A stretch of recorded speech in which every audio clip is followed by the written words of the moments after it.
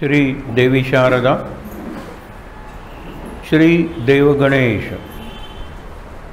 प्रभु श्री रामचंद्र, भगवान श्री गोपाल कृष्ण, श्री महारुद्र हनुमान, महर्षि श्री वेदव्यास, श्रीमद् आद्य शंकराचार्य, सद्गुरु श्री ब्रह्मचैतन्य महाराज, परम पूज्य श्री गजानन महाराज या सर्वांच्या प्रेरणेनं आणि इथे तुम्ही जी सर्व मंडळी जमलेली आहात त्यांच्या आशीर्वादाने आज गजानन महाराजांच्या प्रेरणेनं हा जो कार्यक्रम सुरू झाला 20 महिने झाले, 19 अध्याय झाले, आता 19 अध्यायाचा उत्तरार्ध आहे, 20वा महिना चालू आहे। या 20व्या महिन्यात आपल्यापैकी अनेक जण प्रत्येक कार्यक्रमाला आले। माझ्यावर विशेष कृपा म्हणजे मी सुद्धा प्रत्येक कार्यक्रमाला आलो, कारण का महाराजांनी मला काही ऑप्शनच ठेवला नव्हता। पण बरं वाटलं हा 20 महिन्याचा प्रवास, गजानन महाराजांच्या जीवनाचा प्रवास हा 1878 ते 1910 32 वर्ष ते आपल्यात होते। त्याच्या आधी ते केव्हा जन्मले, कुठे जन्मले, लोकांनी संशोधन करून ग्रंथही लिहिलेले, पण त्याला काही लोकांनी महत्त्व दिलेलं नाही। आपल्याला ते 1878 साली प्रकट झाले आणि कसे प्रकट झाले ते आपल्याला माहीत आहे। तो प्रकट दिन आपण साजरा केला आणि आज जो करणार आहोत की त्यांनी जो महासमाधी घेतली, पंचमीला समाधी घेतली, त्या दिवशी त्यांचा देह ठेवला आणि दुसऱ्या दिवशी त्यांना समाधीत उतरवलं। महासमाधी त्यांनी पंचमीलाच घेतली ठरल्याप्रमाणे, पण लोक येणार होते, अनेकांच्या स्वप्नात जाऊन त्यांनी सांगितलं या, त्यामुळे एक दिवस ते थांबले आणि नंतर गेले। आपण त्यांना खाली ठेवलं, एक गार म्हणजे अंडरग्राऊंड खोली, तिथे त्यांना उतरवलं गेलं। हा सगळं आपल्याला माहीत आहे, अनेकदा तो आपण पारायणात वाचलेला आहे। आज तो जरा विचार करत आपण बघणार आहोत। महापुरुष ज्यावेळेला जातात ना त्यावेळेला त्याला पुण्यतिथी म्हणतात, ते येतात त्याला जयंती म्हणतात, पण त्याला काही तेवढं महत्त्व नसतं। आता या गजानन महाराजांची जयंती कुठली सांगा बरं? स्वामी समर्थांची जयंती, साईबाबांची जयंती आपल्याला नाही सांगता येणार, पुण्यतिथी सांगता येते, कारण ते केव्हा जन्मले माहीत नाहीत, पण आल्यापासून ते आपल्यात राहिलेत हे लक्षात ठेवा। आल्यापासून म्हणजे ते कुठे इकडे तिकडे गेले असतील, परंतु मूलतः ते शिर्डीला होते, गजानन महाराज आपले शेगावला होते आणि ते अक्कलकोटला होते। इकडे तिकडे गेले असतील, पण परत ते जास्तीत जास्त त्यांचा मुक्काम पोस्ट आपण ज्याला म्हणतो ते शेगावत राहिले। यांचं विदर्भात असं काही फार पुढारलेला प्रगतिशील असं नाही आहे अजूनही। तो पश्चिम महाराष्ट्र आपण ज्याला म्हणतो, पुणे, कोल्हापूर, मुंबई वगैरे हा भाग त्याच्यापेक्षा मागासलेलाच आहे। काश्यपी नावाची नदी आहे, आपण जे शेवटच्या अध्यायात वाचणार आहोत त्याच्यात त्यांनी सांगितलेलं आहे की पिकणंच तिने कमी करून टाकलं, कारण भक्ती कमी झाली। इतका खोल तो पाया खणून आणला होता, पण तरीसुद्धा पाण्याने ती समाधी स्थान जवळजवळ बुडलं। का बुडलं? लोकांचं उपासनेकडे दुर्लक्ष झालं। आणि नंतर आधीच्या एका प्रसंगात आपण बघितले की क्लब, सायकला हे लोकांना आवडायला लागलेलं आहे। हे त्यांचे शब्द आहेत, क्लब आहे, सायकल आहे, मोटरसायकल आहे, हे त्यांना आवडायला लागलं आणि मुख्य भक्तीकडे त्यांचं दुर्लक्ष झालं। आज जो प्रसंग आहे तो प्रसंग एकाच वेळेला गंभीर होण्याचा पण अंतर्मुख होण्याचा आहे, कारण आज देहातले गजानन महाराज गेले। आपण हा प्रवास सुरू केला आहे, त्या प्रवासाचा विचार केला, पण ते सगळीकडे विश्वाकार झाले। ते देहाकार होते, ते विश्वाकार झाले। जिवंत असताना ते विश्वाकार होते का होते आपल्याला लक्षात येत नव्हतं।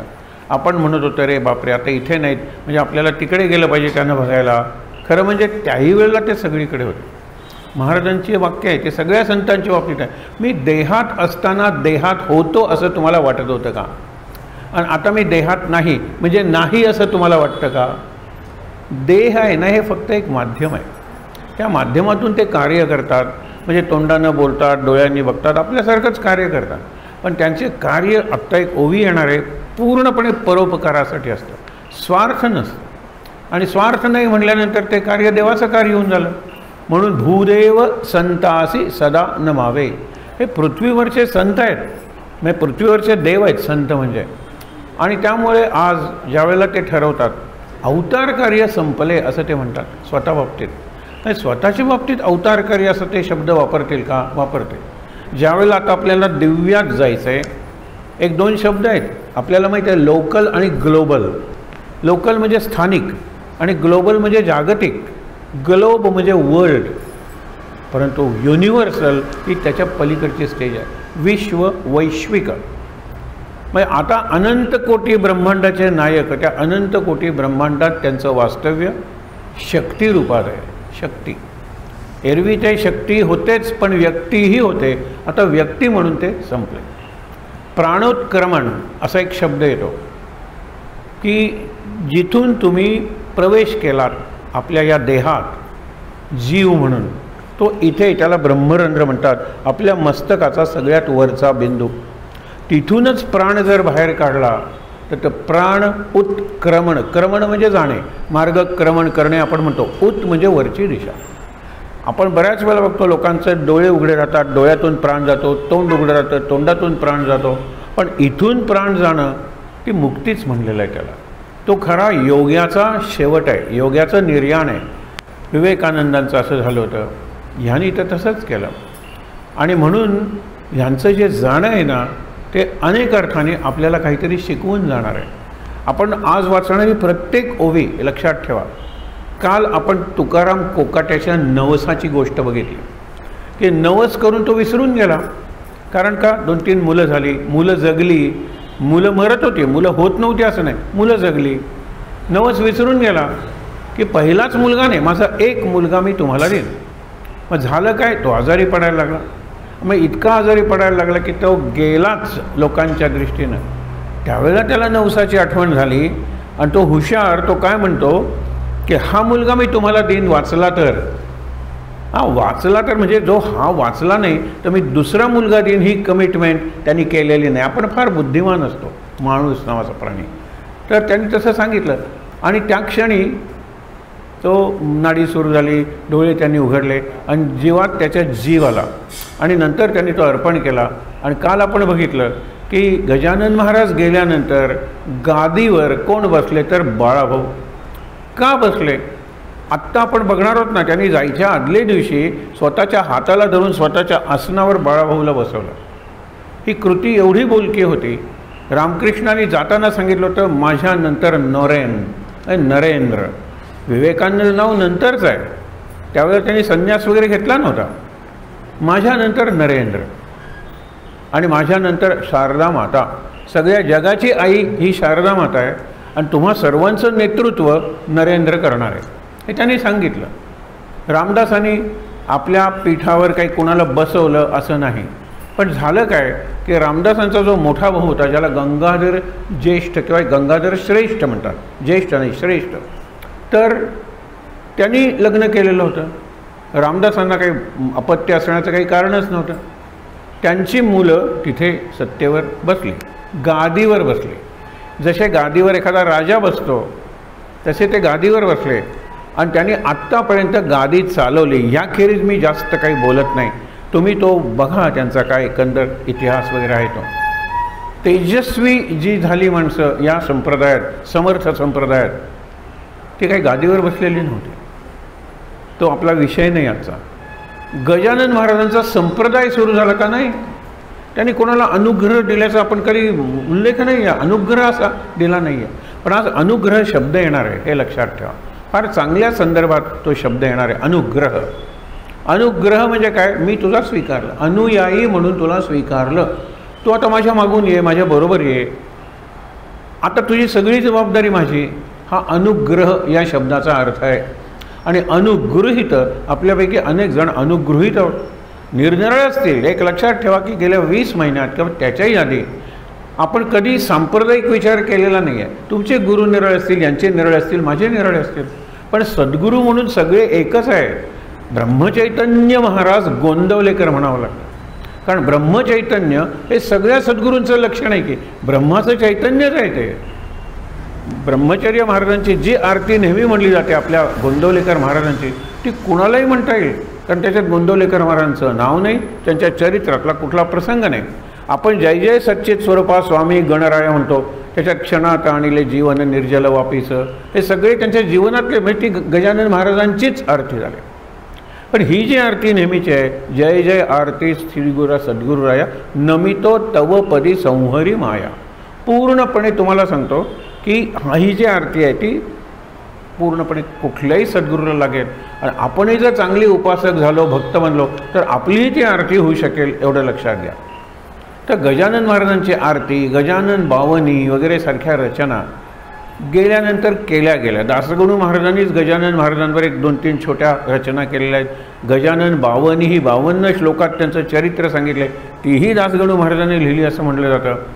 सांगायचं आहे काय मला की ज्या वेळेला गजानन महाराजांनी ठरवलं आपण जायचं आहे, त्यांनी बऱ्याच गोष्टी रहस्यमय ठेवल्या. एक तर हरिपाटलाला घेऊन पंढरपूरला आले. बघा, असो असो, कारण तुकाराम कुकाट्याचा प्रसंग संपला की असो असो म्हणजे नवीन प्रसंग सुरू झाला. आणि हा त्यांच्या जीवनातला शेवटचा प्रसंग आपण पाहतोय. याचे 3 भाग आहेत. एक, त्यांनी पंढरपूरला जाऊन संकल्प केला की भाद्रपद महिन्यात ऋषी पंचमीला देह ठेवायचा. या गजाननाची बोळवण करा, म्हणजे या गजाननाचं विसर्जन करा. मी देह ठेवणार आहे, पण विसर्जन तुम्हालाच करावं लागेल. आत्तापर्यंत या कुडीत प्राण होता, प्राणप्रतिष्ठा होती, तो प्राण आता मी काढून घेणार आहे. मग आताही फक्त माती आहे, तुम्ही विसर्जन करा. हा त्यांना सांगायचा एक भाग, हा पहिला भाग झाला.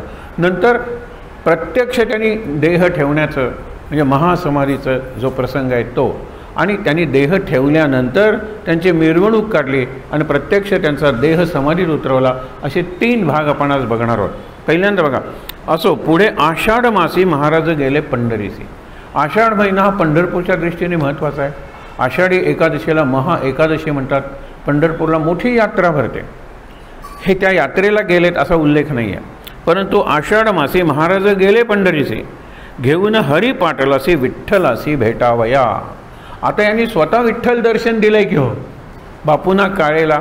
आणि सहज तुम्हाला सांगतो, त्यांच्या जीवनातले असे बरेच प्रसंग आहेत की दासगणू महाराजांच्या वेळेला लोकांपर्यंत पोचले नव्हते. 1940 साली हा ग्रंथ लिहिला, लक्षात ठेवा. आणि त्याच्यानंतर आता कितीतरी घटना महाराजांच्या म्हणून सांगितल्या जातात. एक घटना तुम्हाला माहीत नसेल कदाचित. महाराज ज्यावेळेला त्यांनी देह ठेवला त्यावेळेला त्यांनी आपला प्राण मस्तकात ठेवलेला आहे.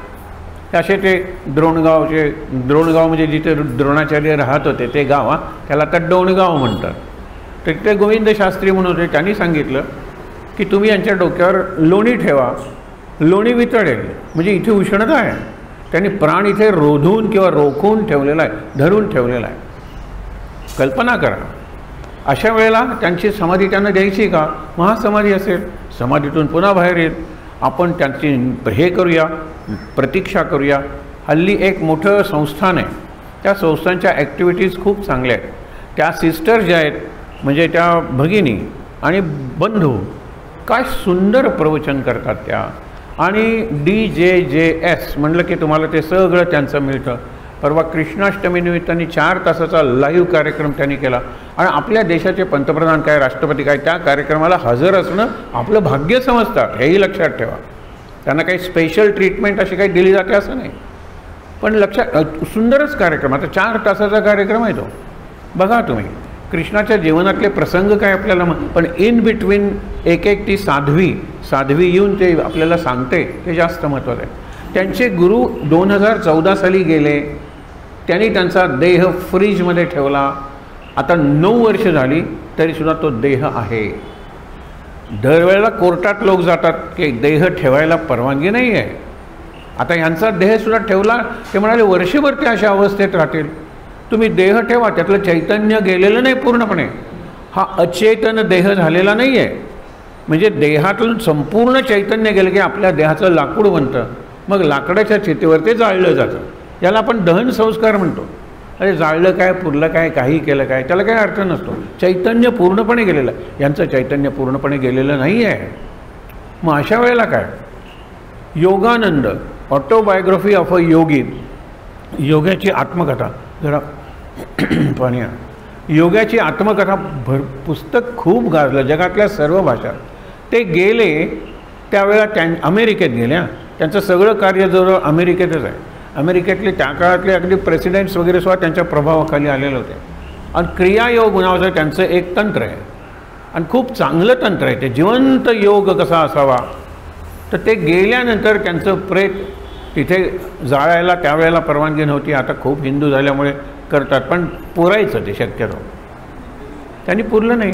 1 दिवस झाला, 2 दिवस झाले, 3 दिवस झाले. अमेरिकेच्या नियमाप्रमाणे काही विशिष्ट तसं कारण असेल तर काही दिवस, मला वाटतं 17 ते 19 दिवस तो देह ठेवलेला आहे.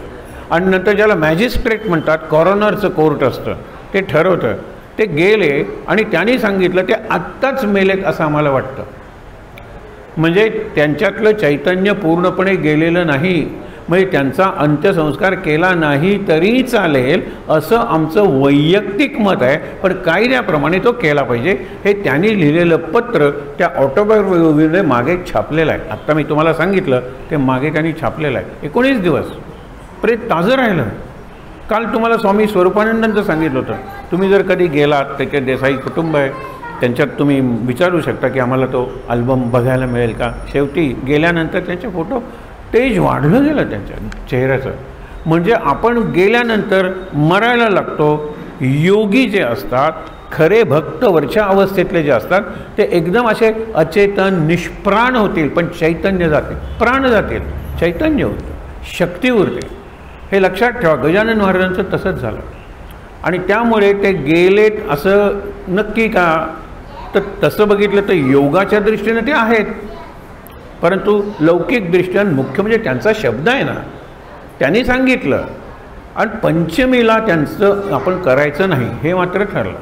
मग षष्ठीला केलं. हा सगळा प्रसंग आपण बघूया. मग ते गेले पंढरीसी घेऊन हरिपाटील, हा हरिपाटील होता. त्यांनी संस्थांची व्यवस्था खरंच चांगली लावली आणि बरीच वर्ष त्यांनी चालवली. म्हणून या गजानन विजय पुस्तकात हरिपाटलाचा फोटो दिलेला असतो. गजानन महाराज आणि हरी पाटील अजूनही पाटील कुटुंबच आहे, तेच कुटुंब. आणि आत्तापर्यंत त्यांनी इतकी चांगली व्यवस्था ठेवलेली आहे, कुठलेही भ्रष्टाचाराचे आरोप आत्तापर्यंत झालेले नाहीत. म्हणजे तुम्ही जर विचार केलात तर 1910 साली ते गेले आणि आता 2023 आहे, म्हणजे 113 वर्ष जाऊन झाली.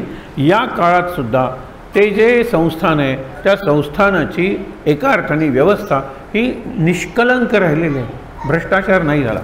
महत्त्व आहे. हरिपाटलाला घेऊन गेले कशासाठी?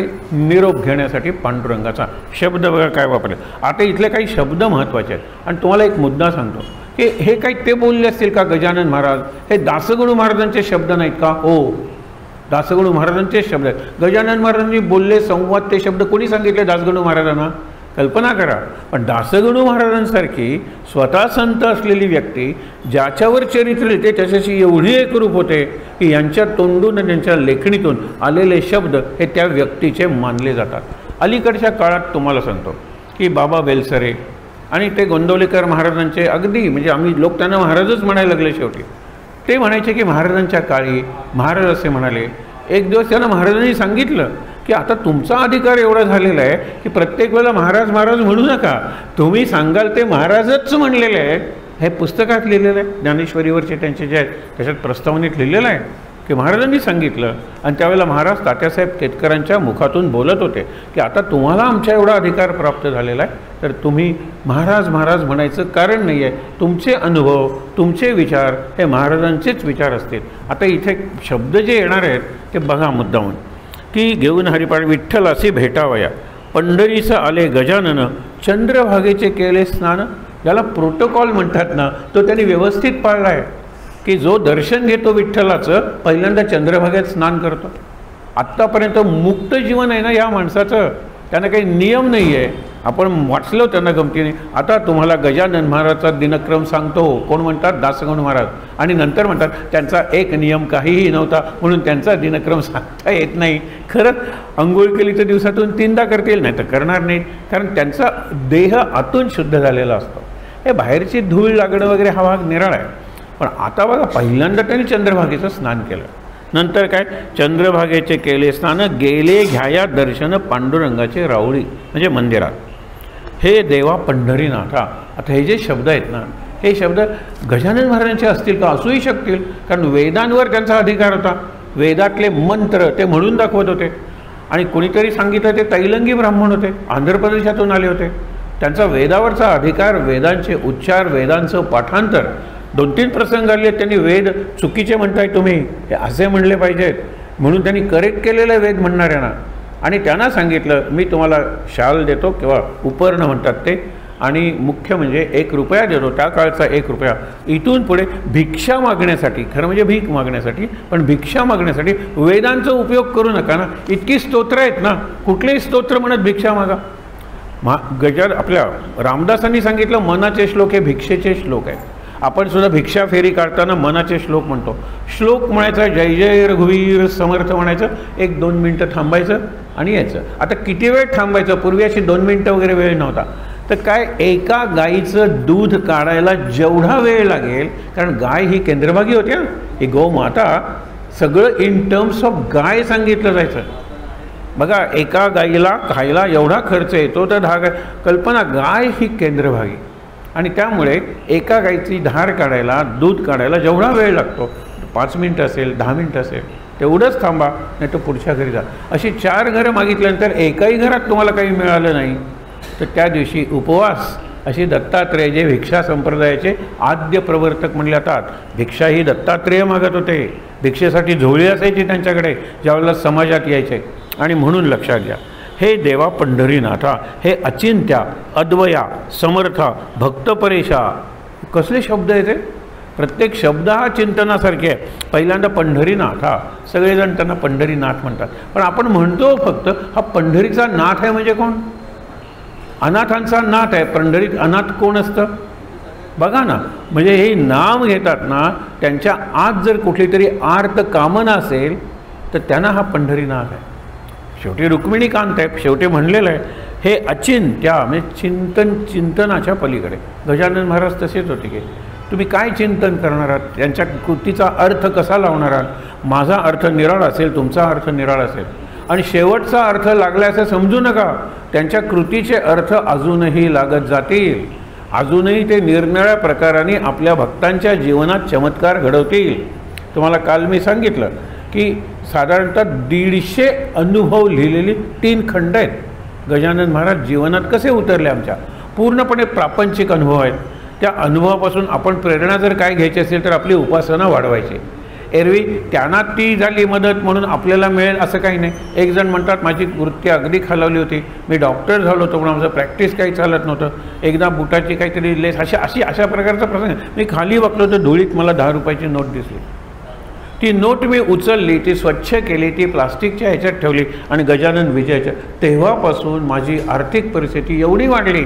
म्हणून तुम्ही 10 रुपयाची नोट शोधणार का सांगा बरं, का मित्राला सांगणार मी जरा येतो मागून तू नोट टाकून दे, असं नाही आहे. असं ॲप्लिकेशन होत नाही. म्हणून प्रापंचिक अनुभव आहेत ना, ते प्रत्येकाचे वैयक्तिक अनुभव असतात. त्याची श्रद्धा काय आहे की त्या नोटेमुळे म्हणजे गजाननांच्या कृपेमुळे माझं पुन्हा वैभव मला प्राप्त झालं. ही गजाननांची कृपा कशी मिळवली, ज्या ग्रंथात ती ठेवली तो ग्रंथ माझा नित्यपारायणाचा ग्रंथ झाला. म्हणजे त्यातला एक तरी अध्याय वाचल्याशिवाय मी जेवत नसेन, हे नसेन, हा मुद्दा आहे ना आपल्याला. मला जर माझ्या जीवनातला प्रश्न सोडवायचा आहे तर त्यांचा प्रश्न गजानन महाराजांनी सोडवला अशी त्यांची जी श्रद्धा आहे ती मला उपयोगी पडणार नाही. श्रद्धा उपयोगी पडेल. पद्धत काय, प्रत्येकाचे निरनिराळे भाषेत 150 प्रसंग आहेत आणि ते एकाच व्यक्तीने शब्दांकित केलेले आहेत. आणि ती व्यक्ती प्राध्यापक होते म्हणून चांगल्या शब्दात त्यांनी केलेलं आहे. एकच शैली आहे त्या सगळ्यांची, प्रत्येकाचा प्रॉब्लेम निराळा आहे. अगदी मी जर चुकत नसेल त्याच्यात एक प्रसंग सकाळी जो मी वाचला, ती व्यक्ती गोव्यातली अर्थात, त्या गोव्याच्या नाही, त्या पुण्याच्या, पण लग्न गेल्या आठवड्यात ती व्यक्ती गेली असं मला वाटतं. म्हणजे मी आता कन्फर्म करीन, तिकडे जाणार आहे मी पुढच्या महिन्यात नागपूरला. गजानन महाराजांचाच कार्यक्रम आहे आणि तिथे खूप मोठे असं त्यांचा वर्ग आहे, अनुयायी वर्ग पारायण करतात. पारायण त्यांनी गणगण गणात बोतेचे 111 कोटी वगैरे नाम घेतलेलं आहे. एवढं ते केंद्र आहे. विषय मला दिलेला आहे की गजानन विजय जीवनात कसं ॲप्लाय करायचं, हाच विषय दिलेला आहे आणि तशाच अंगाने आपण मांडतो आहे. मी तुम्हाला सांगतो की मुद्दा काय आहे की अत्यंत अडचणीत असताना गजानन महाराजांनी मला मदत केली आणि ती श्रद्धा पाहिजे. आज एक तुम्हाला सांगतो, हमाल मडगावला काम करणारा, त्याची काय श्रद्धा आहे महाराजांवर. तो गोंदवलेकर महाराजांचा अनुग्रहित आहे. मुलं शिकतायत बरी, मुलाला फार्मसीला जायचं आहे, हा हमाल आहे, काही शिकलेला नाही तसा, बायकोही फार शिकलेली नाही, पण मुलं स्मार्ट, आणि हिला डॉक्टर व्हायचं आहे. तर म्हणाला माझी मुलं हुशार आहेत, त्यांनी मार्क्स मिळवले, तर मला पैसे नाहीत माझ्याकडे त्यांचं शिक्षण पुरे करायला. हा सायकलवरून जातो, आजही सकाळी आला होता तो सायकलवरून आला होता माझ्याकडे. सायकल थांबवली, म्हणाला इतका ढसाढसा मी रडलो, म्हणजे आई वडील गेल्यानंतर मी एवढा रडलो नसेल की महाराज काय ही परिस्थिती. घरी गेलो, दुसऱ्या दिवशी एक फोन येतो. काही वर्षांपूर्वी हे विसरूनही गेले होते. एक ख्रिश्चन कुटुंब, त्यांची म्हातारी आई, त्यांनी इतक्या निरपेक्षपणे त्यांची सेवा केली होती, रात्री अपरात्री वगैरे. ते अमेरिकेत राहणारे, आई इकडे होती. त्यांना इथे आल्यानंतर या सगळ्या कुटुंबाचं सगळं कळलं. त्यांनी सांगितलं तुझ्या मुलीला डॉक्टर व्हायचं होतं ना? हो. किती खर्च येणार एका वर्षाला? 1,40,000 रुपये. पाठवले. कल्पना करा, आज ती पेढे घेऊन आली, ती मला ॲडमिशन मिळाली आणि म्हणाली तिचं शिक्षण 5 वर्ष शिकणार आहे, शिक्षण पूर्ण होईतोपर्यंत तिच्या सगळं खर्च आम्ही करणार आहोत. आम्हाला 1,40,000 रुपये म्हणजे काहीच नाहीत. तुम्हाला महत्त्वाचं आहे, तुम्ही जी सेवा केली तिचं हे मोल नाही आहे. सेवेचं काय मोल करणार? आम्ही निश्चिंत होतो तिकडे अमेरिकेत, म्हणजे आमच्या आईचे आम्ही करू शकणार नाही एवढी चांगली सेवा तुम्ही केलीत. वाया जात नाही काय? एक अकाउंट असतो ज्याला डिव्हाइन अकाउंट म्हणतात, त्या अकाउंटवर एंट्री असते, लक्षात ठेवा. पुण्याचीही असते आणि पापाचीही असते. अशा वेळेला आपल्याला आठवतं की अरे माझी पुण्याही आली, आज भरभरून तो माझ्याकडेच रडला. मुलगी आली होती त्याची, विचार करा किती तिला आनंद होत होता. म्हटलं एक लक्षात ठेव, त्या दोघांना मी शाळेत असतानाही सांगत होतो, आताही सांगणार, रविवारी पुन्हा येणार आहेत आपल्या उपासनेला तिकडे चैतन्य अंगणमध्ये. त्यावेळेला त्यांना मी परत सांगितलं, कुणीही विचारलं वडील काय तर हमाल आहे म्हणून सांगायचा, कामगार आहेत म्हणून सांगू नका. हां, हमाल आहे सांगा, कारण त्यांनी वाढवलं आहे तुम्हाला वगैरे, हे हा संस्कार आहे. त्यांनी 1,40,000 रुपये आम्हाला पाठवले. मला कोण पाठवणार आहे? पण नाही, कुणाची तरी सेवा केली, केव्हा तरी त्याला फळ येणार आहे की नाही. मी बीज रोवलं सेवेचं, त्याचं फळ मला मिळालं अगदी अनपेक्षितपणे. विचार करा तुम्ही. म्हणून आपण प्रत्येक वेळेला चांगलं वागलं तर ते केव्हा कोणत्या परिस्थितीत आपल्याला उपयोगी पडेल सांगता येत नाही. याला डिव्हाइन अकाउंटिंग म्हणतात. आणि ही सगळी जी योजना असते त्याला डिव्हाइन डिझाईन म्हणतात. डिव्हाइन म्हणजे दिव्य, देवाचं, आणि डिझाईन म्हणजे देवाची योजना, देवाचा प्लॅन. आपण काय माणसं प्लॅन करणार आहोत? सगळ्या राष्ट्रांचे प्लॅन्स कोविडमध्ये खड्ड्यात गेले ना. एक राष्ट्र नाही वाचलं, त्यातल्या त्यात भारत बरं वाचलं असं म्हणायला हरकत नाही. मुद्दा काय आहे की प्लॅन करा, पण submit it at the feet of your master. गुरुच्या पायाशी सबमिट करा. मी तर नेहमीच म्हणतो की planning is an intellectual activity which is futile. Futile म्हणजे व्यर्थ आहे ते, कारण त्यांच्या प्लॅनप्रमाणेच घडणार आहे ना. घडणार माझ्या प्रारब्धाचप्रमाणे. 4 शब्द लक्षात ठेवा. माझं प्रारब्ध आहे, लक्षात, माझी प्रार्थना आहे, त्यांची प्रेरणा आहे, त्यांचे प्रयत्न आहेत. आणि ह्या सगळ्याला एन्व्हलपिंग म्हणजे सगळ्याला गुंडाळून जर काय असेल तर सद्गुरूंची इच्छा. माझं प्रारब्ध आहे ते बदललं जाणार नाही आहे. मी प्रयत्न सद्गुरूंच्या इच्छेनुसार, प्रेरणेनुसार करणार आहे. आणि माझी प्रार्थना काय? आता गेले जवळजवळ 10 आमचे वृद्ध लोक गेलेले आहेत. त्या सगळ्यांच्या मुलांनी विचारल्यानंतर म्हटलं शांतपणे त्यांच्या जीवनाचा अंत होऊ दे. काल आपले चुरीसुद्धा तेच सांगत होते, हीच प्रार्थना केली पाहिजे. वाचू दे, त्यांना वाचवा. कशाला? एक जीव जर संपत आलेला आहे, पण त्यांचे शेवटचा श्वास म्हणतात ना, तोपर्यंत ते जगणारच आहेत. पण शेवट त्यांचा वेदनामय जाऊ नये, कारण शेवटी कॅन्सरसारख्या रोगात तर प्रचंड वेदना होतात. आता वेदना शामक आहेत, हे तुम्हाला खरंच सांगतो की कुठलीही वेदना आता पूर्णपणे नष्ट करणारी पेन किलर्स आहेत. पण pain killers they kill you also, हे लक्षात ठेवा. पण त्यावेळेला काय करायचं? आपल्याला आपलं माणूस भगवत नाही आहे, त्यांना द्या मॉर्फिन. जिवंत राहतील, त्यांना कळणार नाही आपण जिवंत आहोत. हे का सांगतोय? हे अनुभव आहेत आपले. असे अनुभव गजानन महाराजांचे किंवा आपले प्रत्येकाचे असतील. आपल्याला मदत करतात आपले सद्गुरू, पण ती खरी मदत नाही आहे. खरी मदत काय ते पुढे बघा. हे देवा पंढरीनाथा, हे अचिंत्या अद्वया समर्था, हे भक्त परेशा रुक्मिणी कांता. भक्त परेशा म्हणजे भक्तांच्या दृष्टीने पलीकडचे परमेश्वर. परेश म्हणजे परमेश्वर. ऐसी माझी विनवणी. त्यांची भाषा कशी आहे? विनवणी. आयुष्यात त्यांनी विनवणी केल्याचा काही उल्लेख वगैरे असा नाही. आता विनवणी करतायत, प्रार्थना करतायत, आळवणी करतायत पंढरीची. काय बघा विनवणी. तुझ्या आज्ञेने आजवर भ्रमण केले भूमीवर. तुझ्या आज्ञेनं मी भूमीवर फिरत राहिलो. जे जे भाविक होते नर त्यांचे मनोरथ पूर्ण केले.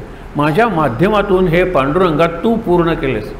पण मनोरथ म्हणजे त्यांच्या मनातल्या इच्छा, त्यांच्या इच्छा केल्या पूर्ण. आता अवतार कार्य संपले. हे स्वतः म्हणतायत ते, हे दुसऱ्यांनी सांगायला पाहिजे की अवतार कार्य आता संपलं. हे स्वतःला सांगतात आता अवतार कार्य संपले. ही त्यांची अंतःप्रज्ञा आहे. कुणी सांगितलं त्यांना? कुणीही सांगितलं नाही, पण त्यांना वाटलं की आता पुरे.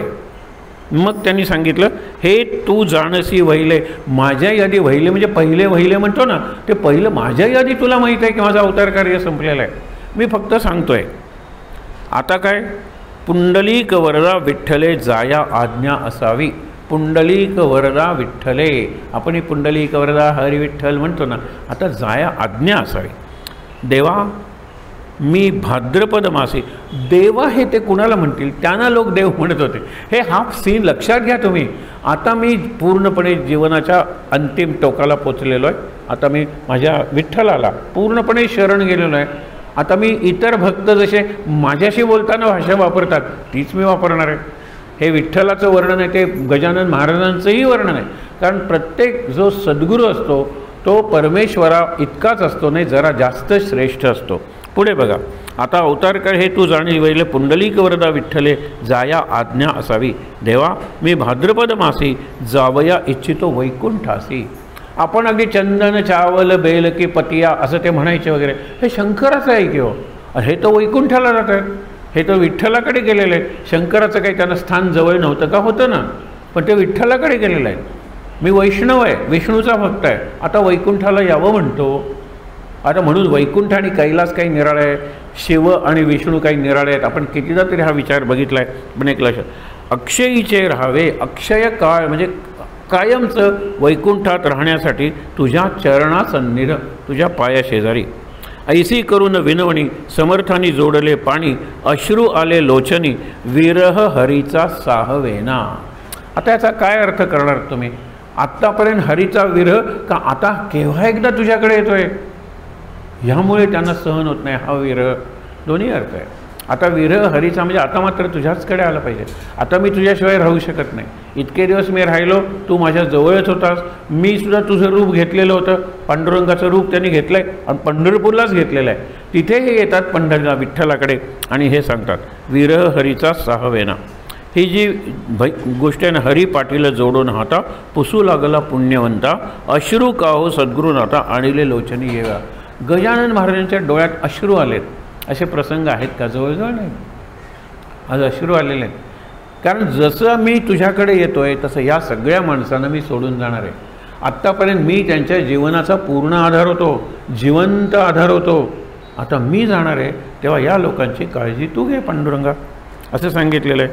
आणि हरी पाटील जोडून हाता पुसू लागला पुण्यवंता. अश्रू का हो सद्गुरुनाथा आणिले लोचनी ये वेळा. किंवा मी काही सेवेला, त्याला मनातल्या मनात संवाद चालले ना त्यांचा. हे जे पांडुरंगाशी बोलतायत ते मनातल्या मनात बोलतायत. डोळ्यात मात्र पाणी आलेलं आहे. ते हरी पाटील बघतो आणि त्याला वाटतं आपल्याकडून काहीतरी चूक झाली, म्हणून तो विचारतो किंवा मी काही सेवेला चुकलो आहे दयाळा, म्हणून आपणा खेद झाला तो सांगा लवलाही. लवलाई म्हणजे लगेच सांगा. महाराज म्हणाले त्यावर हरी पाटलाचा धरून कर. सांगितले तरी न कळणार. तुला कळणार नाही आहे, कारण ह्या आमच्या खास गोष्टी असतात. आता वैकुंठाला, तुला वैकुंठ म्हणजे तुझी काय कल्पना आहे? आणि त्या तुझ्या चरणासन्निध म्हणजे असे पाय वगैरे हात असलेला विष्णू असेल का कुठे? वैकुंठ असेल का कुठे? हे 40 वर्षापूर्वी लोकांची जी मनस्थिती होती त्याला धरून आहे. त्यांच्या मनाची अवस्था होती की असं वैकुंठ आहे, कैलास आहे, यम आहे, चित्रगुप्त आहे. मेल्यानंतर यम सगळा आपला अकाउंट वाचतो. पुण्य आधी का पाप आधी विचारतो. पुण्याचं तुला फळ सुख आणि पापाचं फळ दुःख. मेल्यानंतर सुख म्हणजे स्वर्ग आणि दुःख म्हणजे नरक. हे सगळं आता आपल्याला कुठे खरं वाटतं, पण ते कशासाठी केलेलं आहे? लोकांनी चांगलं वागावं म्हणून. त्यावेळेला साक्षरता नव्हती, लोकांना ग्रंथ वाचता येत नव्हते, श्रवणातूनच त्यांची बरीचशी भक्ती होत होती. त्यावेळेला त्यांना हे सगळे वर्णन करून सांगणं आवश्यक होतं.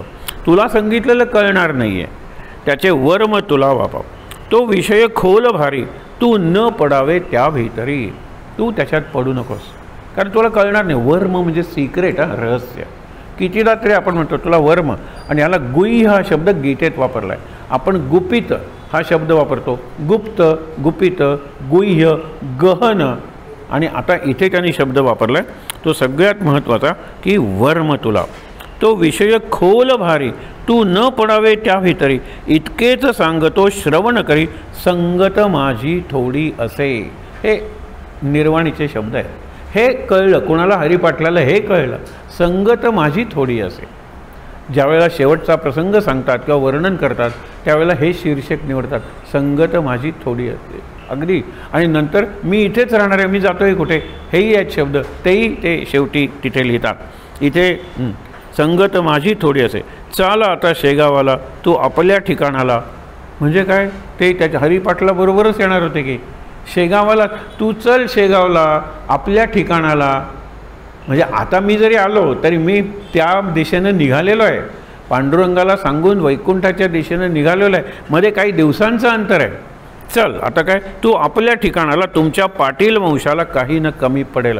तुम्ही माझी जी सेवा केलेली आहे म्हणून तुम्ही मागितलं नाही तरी मी तुम्हाला वर देतो की तुमच्या पाटील वंशाला काही कमी पडणार नाही. आणि खरंच काही कमी पडलेलं नाही. पण एक आहे, संस्थांचं जे वैभव आहे ते त्याने आपलं वैभव मानलं नाही, सेवाच केली, नोकर म्हणून सेवा केली, म्हणून अजून शेगावच्या संस्थानाचं तेज आहे. तुम्हाला गोंदवल्याचं सांगतो, 5 असतात लागतात. कोर्टात रजिस्टर करायचा होता तो ट्रस्ट, त्यावेळेला 4च लोक आहेत, 5वा श्रीराम. कोर्टाने विचारले, हां कारण श्रीराम आपल्या वक्तीचंही नाव असतं ना, त्याला कोर्टात आणा ना. ते म्हणाले कोर्टात घेणार नाही कारण कोर्टच त्याच्यात आहे. म्हणजे काय? म्हणाले आम्ही तो श्रीराम देव. ते म्हणाले असं चालत नाही, देव हा पंचात कसा असू शकेल. ते म्हणाले आम्ही तुम्हाला एक कमिटमेंट देतो, लिहून देतो की ज्या वेळेला आमच्यात दुमत होईल, कुठल्याही निर्णयाबद्दल दुमत होईल, त्यावेळेला आम्ही 5वा जिवंत आणू तुम्हाला आणि ते त्याला ॲड करू, नॉमिनेट करू किंवा काही करू. पण जर दुमत होणारच नाही आहे तो 5वा राम राहू दे की, अडचण काय त्याला. कोर्टाने ते मान्य केलं. अजूनही 5वा सदस्य गोंदवलेला राम आहे. ती व्यक्ती नाही आहे, ती शक्ती आहे. आणि म्हणून इतकी वर्ष गोंदवल्याचा कारभार आहे, तोही कारभार वाढलेला आहे, हे लक्षात घ्या. आणि तिथेही कुठले भ्रष्टाचाराचे वगैरे आरोप नाही आहेत. मग गंमत बघा. म्हणून सांगितलं, हरी पाटील जोडून हाता पुसू लागला पुण्यवंता अश्रू काव. हे आपण बघितलं. पंढरीचे मावंदे केले. हे मावंदे म्हणजे सांगता केले. हे ज्यावेळेला आपण तीर्थयात्रेला जातो त्या तीर्थयात्रेला आपण आणलेला प्रसाद, गंगाहून आले असेल तर गंगा जल हे सगळ्या गावाला वाटायचं अशी पद्धत होती. किंवा लोक विचारतील, इतरांना प्रेरणा मिळेल तुम्ही कसे गेला होतात, मग किती खर्च आला, किती दिवस लागले, किती चालत जावं लागतं, या सगळ्या प्रश्नांना एका वेळेला उत्तर देण्यासाठी मावंदे नावाचा प्रकार आहे. मावंदे घातलं म्हणजे सगळ्या गावाला जेवायला बोलवायचं. आपण ज्याला गाव जेवण, समाराधना, भंडारा हे जे शब्द वापरतो ना, आणि तिथे गंगा पूजन म्हणतात. तुम्ही जर आलात कुठल्याही नदीला आपण गंगाच म्हणतो, गंगा पूजन असतो. मावंदे केले शेगावा माझे भले, चित्त चिंतेने व्याप्त झाले मात्र हरिपाटलाचे. त्यांनी कोणाला सांगितलं नव्हतं. हे सगळं आनंदात केले, लोकांना आनंद झाला, जेवायला मिळालं तर काय सुंदरच वाटतं लोकांना. सगळीकडे अनुभव आहे म्हणून अनेक ठिकाणी लोकांनी बंद केला प्रसाद. कारण 50 लोक आरतीला आणि 500 लोक क्यूमध्ये जेवायला, सगळ्या संस्था कोलमडून पडतील. 5000 लोक जर असतील तर ते 50,000 लोक जेवायला असतील. ते आरतीलासुद्धा आलेले नसतात, त्यांना काही देणं घेणं नसतं, या देवीचं नसतं किंवा देवाचं नसतं. म्हणून बऱ्याच केंद्रांनी कोरोनाचं निमित्त साधून हे बंद केले. आम्ही त्यांना सांगितलं बंद करू नका, द्रोणातून प्रसाद द्या की, आणि सांगा इथे द्रोण टाकू नका, का टाकायचं त्याच्यावर घरी जाऊन खा. इथे काहीच नाही. तुम्ही ती पंगती वाढत होता, लोक हे करत होते, गप्पा मारत होते, तुम्ही आग्रह करत होतात, हे सगळं बंद करा. कारण जे लोक येतात त्यांना तुम्ही काहीतरी द्या. पण एरवी बाहेर नुसत्या जेवायला ह्यांना लोकांना बरं वाटलं. पण कुणालाही माहीत नव्हतं की पंढरीला काय घडलं. एकच चित्त जरा आपण म्हणतो ना दुःखी होतं हरिपाटलाचं. कारण हरिपाटलाला माहीत होतं किती, ज्याला आपण म्हणतो ना पिक्चरस्क डिस्क्रिप्शन, डोळ्यासमोर प्रसंग उभा राहत नाही आपल्याला, प्रत्येक शब्दात एक चित्र पुढे निघालेलं आहे. जर चलचित्र आपण ज्याला म्हणतो सिनेमाचं चित्र पुढे, आता पुढे बघा, मात्र हरिपाठ तो म्हणे मंडळीचं महाराज. आता त्यांनी तिथे लोकांना सांगितलं, महाराज वदले पंढरीचं, संगत राहिली थोडे दिवस माझी विठूच्या रावळी. विठूच्या रावळी आम्ही गेलो होतो. राऊळ म्हणजे मंदिर. त्यावेळेला त्यांनी सांगितलं माझी संगत थोडी राहिली. तेव्हा आता काहीतरी आपल्याला करायला पाहिजे. पुढे श्रावण मास गेला, कारण आषाढ झाला, श्रावण मास गेला. क्षीणता आली तनुला, त्यांचं शरीर क्षीण झालं. म्हणजे त्यांना प्रकृती देह टाकण्यासाठी काहीतरी घडतंच ना देहात. पुढे भाद्रपद मास आला. काय झाले ते ऐका. ऐका म्हणतात नेहमी, कारण आपला संवाद चालू आहे ना, वाचन नाही आहे. गणेश चतुर्थीच्या दिवशी महाराज म्हणाले, अवघ्यासी आता गणपती बोडवण्यासी म्हणजे विसर्जन करण्यासी यावे तुम्ही. जे लोक इथे जवळ राहत होते त्यांना निरोप पाठवला की गणपतीचं विसर्जन करायला या. आणि हे गणपती होते, हे गजानन होते, हे गजानन महाराज गणपतीच्या भोवतीच त्यांच्या चरित्रातली नावं फिरतात. त्यामुळे काय झालं, कथा गणेश पुराणात ऐशापरी आहे ग्रथित, चतुर्थीच्या निमित्त पार्थिव गणपती करावा. याच्यावर थोडंसं चिंतन केलं पाहिजे. आता गणपती जवळ येतो आहे, अजून पुढच्या याला आत्ता आपण जो प्रसंग वाचतोय तो पुढच्या आठवड्यात शेगावला मोठ्या प्रमाणावर असणार आहे. गोव्यातून बरेच लोक जायचे, पण आता एवढी गर्दी झालेली आहे आणि जाणारे लोक म्हातारे झालेले आहेत. म्हणून म्हटलं की इथेच करा ना, तुम्ही तुमच्या घरात 10 लोकांना बोलवा आणि करा उत्सव साजरा.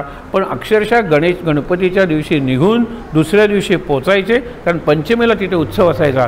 पण खरा सोहळा तो षष्ठीला ज्या वेळेला त्यांना समाधी खाली उतरवलं. तर विचार करा, इथे त्यांनी काय सांगितलं आहे. आत्ता आपण जे वाचतो गणेश पुराणात कथा सांगितलेली आहे. गणेश पुराण हे मुद्गल ऋषीने लिहिलेलं पुराण आहे. त्याच्यात गणेशाचे निरनिराळे अवतार आहेत. आणि हे जे अवतार आहेत, एक तुम्हाला सांगतो, प्रत्येक महिन्यात गणपतीचा अवतार आहे. आपण माघ महिन्यात गणेश जयंती म्हणून साजरी करतो, पण आता येणारी ती काय, ती सुद्धा गणेश जयंतीच आहे. आपण त्याला गणेश चतुर्थी म्हणतो. म्हणून फक्त प्रत्येक महिन्यात येणारी गणेश जयंती ही चतुर्थी तिथी आहे, हे मात्र लक्षात ठेवा. आणि आपण चतुर्थीचा अर्थ बघितला होता की त्वम गुणत्रयातीतः, त्वम अवस्थात्रयातीतः, त्वम कालत्रयातीतः, त्वम देहत्रयातीतः. त्रि म्हणजे 3 त्याच्यात अतीत, बियॉन्ड 3, बियॉन्ड 3rd स्टेज, ती 4th स्टेज आहे ज्याला समाधी म्हणतात. हा कायम समाधी अवस्थेत असतो गणेश. आणि त्यामुळे काय की गणेशाला आपण चतुर्थी तिथी दिलेली आहे. कथा गणेश पुराणात ऐशापरी आहे ग्रथित, चतुर्थीच्या निमित्त पार्थिव गणपती करावा. पार्थिव गणपती म्हणजे मातीचा गणपती. पृथ्वी म्हणजे माती. पृथा म्हणजे कुंती, पृथेचा मुलगा पार्थ, म्हणजे सगळे पांडव पार्थ आहेत. निदान पहिले 3 पार्थ आहेत. आपण सारे पार्थ, आपण पृथ्वीचीच मुलं आहोत की. आपण मातीतून मातीत आणि मातीकडे जाणार. आपला प्रवास मातीकडून मातीकडे असाच आहे. आणि आता तुम्ही पार्थिव गणेश आणता त्यावेळेला ती मूर्ती असते कुंभारांनी तयार केलेली म्हणजे कुंभार त्या मूर्तीपेक्षा श्रेष्ठ का, हो नक्की श्रेष्ठ आहे. पण गणपतीपेक्षा श्रेष्ठ आहे का, नाही ना. त्या मूर्तीत गणपती कुठे आहे, ती फक्त मूर्ती आहे. ती आल्यानंतर मंत्र म्हणायचा की ज्याला प्राण प्रतिष्ठा मंत्र म्हणतात. की आता हे गणेशा तू या मूर्तीत येऊन स्थिर हो. प्रतिष्ठापना झाली. उत्तर पूजेच्या वेळेला उलटे मंत्र म्हणतात की हे गणेशा गेले काही दिवस तू या मूर्तीत होतास, म्हणून मूर्तीचा गणपती झाला होता, आता तू या मूर्तीतून बाहेर पड. बरोबर. मग परत मातीची मूर्ती झाली, मग मातीत विसर्जन करा. सोपं आहे. म्हणून तुम्हाला तो पार्थिव गणेश पूजा याला 4 शब्द वापरतो आपण. अथर्व शीर्षात वापरतात की तू कोण आहेस. त्वम वाङ्मयस त्वम चिन्मय, त्वम आनंदमयस त्वम ब्रह्ममय. ते वाङ्मयापासून सुरुवात करतात. वाङ्मय म्हणजे वाणीमय. वाङ्मय म्हणजे लिटरेचर नाही, मंत्र म्हणतात ना. भटजी येतात आणि बसवताना मंत्र म्हणतात, तर वाणी आहे ती. त्याच्यामुळे तुझ्यात प्राण आलेला आहे. तर वाङ्मय, तू चिन्मय झालेला आहेस, चैतन्यमय झालेला, तू जिवंत झालेला आहेस. आधी कसा होता, मृण्मय हा शब्द वापरलेला नाही. म्हणून मृण्मय म्हणजे पार्थिव, हे लक्षात ठेवा. मृण्मय, वाङ्मय, चिन्मय या 3 आहेत. माती होती, आम्ही मंत्र म्हणला, मातीत चैतन्य आलं गणपती नावाचं, मंत्र काढून घेतला, परत माती झाली, विसर्जन केलं. हा आपल्या गणेशाच्या उत्सवाचा अर्थ आहे. मृण्मय, चिन्मय, वाङ्मय, चिन्मय आणि ब्रह्ममय आणि आनंदमय. कारण त्याच्यात गणपती आल्यानंतर साक्षात ब्रह्म उतरल्याचा आपल्याला अनुभव येतो, यायला पाहिजे, आणि आनंद होतो सगळ्या घरात. मी तर अनेक ठिकाणी लहान मुलं जर गणपती 5 दिवस असेल तर त्याचं विसर्जन करू देत नाहीत. अशा वेळेला काय करायचं विचारतात, तर एक मूर्ती तुम्ही नेहमीच आणा की जी कायम ठेवा. प्रत्येक वेळेला विसर्जन करायची मूर्ती दुसरी आणा, सोपं असतो. आपण विचार केला पाहिजे, प्रेम करू ना, बुद्धी नुसती वापरू नका, दोन्ही पाहिजेत, हेड अँड हार्ट. म्हणून आपण पूर्वीही म्हणलं होतं, आत्ता पुन्हा सांगतो, यहाँ दिल होना चाहिए और यहाँ दिमाग. सो दिमाग से प्यार करो और दिल से सोचो. या दोन गोष्टी पाहिजेत तरच ते व्यवस्थित होईल. एक गंमत सांगतो की लहान मुलं वाढदिवसाला त्यावेळेला जी क्रेज असते ना, त्याप्रमाणे पहिल्यांदा सुपरमॅनचा केक करायचा, नंतर बॅटमॅनचा झाला, स्पायडरमॅनचा झाला. मारुती ज्यावेळेला नवीन आली त्यावेळेला मारुतीचा केक वाढदिवसाला आणला होता आणि कापून ना तो पुढचं टायर कापलं तर चालणार कशी, काय कापायचं, मारुतीचं काय, आणि मारुती म्हणजे स्पायडरमॅन आलं तर काय कापायचं. म्हणून आम्ही त्यांना सांगितलं एक गोल केक दरवेळेला आणा ना, तो कापा, हा फ्रीजमध्ये ठेवा, हा संपल्यानंतर तोच म्हणेल स्पायडरमॅन खाऊया का आपण, कारण तो केकच आहे ना. पण त्या वाढदिवशी त्याचा वाढदिवस आहे ना, त्या दिवशी त्याला दुखवता कशाला. अगदी सोपी सोल्युशन असतात, लक्षात ठेवा. तो म्हणतात ह्यांनी किती खाल्ले आत्तापर्यंत, तीच वस्तू त्याला खाण्याचा हट्ट आहे. अशा वेळेला आजी म्हणते दे माझ्याकडे. चमचा घेते, अरे बापरे किती जड झालं, एक थेंबसुद्धा नसतो त्याच्यात. आता तू खा बरं, भरलं ना पोट, ढेकर दे बरं. ते पोर ढेकर देतात, विसरतं, काही घातलेलं नाही आईने.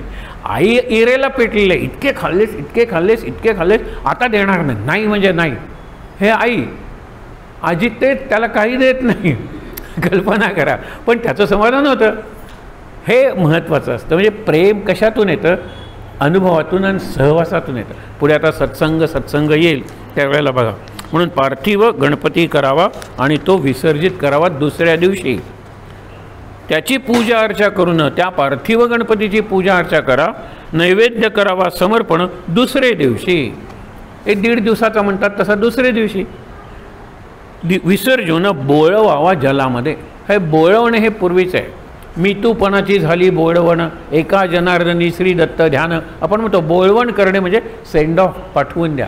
आता या गणपतीला सेंड ऑफ द्या, गणपती बाप्पा मोरया म्हणून. तर गंमत बघा, तो दिवस आज आला, साजरा पाहिजे. श्रावण गेला, भाद्रपद आला आणि भाद्रपदाच्या 4थ्याच दिवशी हा प्रसंग घडला की भाद्रपदाचे काही दिवस गेलेले नाहीत. तो साजरा पाहिजे केला. हा साजरा शब्द लक्षात ठेवा. आपण कितीदा तरी सांगितले सेलिब्रेट. तुमची दुःख, तुमची संकट, तुमच्यावर येणारे निरनिराळे आघात सेलिब्रेट, डोंट टॉलरेट. रडत कशाला, देवा देवा कशाला, देवा झालाय ना मला शक्ती दे, मला तू संघर्ष करण्याची ताकद दे, हे मागा ना देवाकडे. म्हणून साजरे करा. त्यांनी शब्द साजरा करा म्हणून वापरलेला आहे. तो दिवस आजला, तो साजरा पाहिजे केला. या पार्थिव देवाला तुम्ही बोळवा आनंदे. आनंदाने तुम्ही त्याची बोळवण करा, आनंदाने. हे महत्त्वाचं आहे. ते गेल्यानंतर सगळेजण छाती पिटणार आहेत, रडणार आहेत, सगळं करणार आहेत, पण लगेच स्वतःला सावरणार आहेत. आणि मग दुसऱ्या दिवशी ज्यावेळेला मिरवणूक वगैरे काढतील त्यावेळेला आनंदाचं वातावरण आहे किंवा. आणि आनंद दुःखातही शोधतो ना, तो कायम आनंदी राहतो. आनंदाचा सुखदुःखाशी संबंध नाही. गजानन महाराज होते सुख, गजानन महाराज गेले दुःख.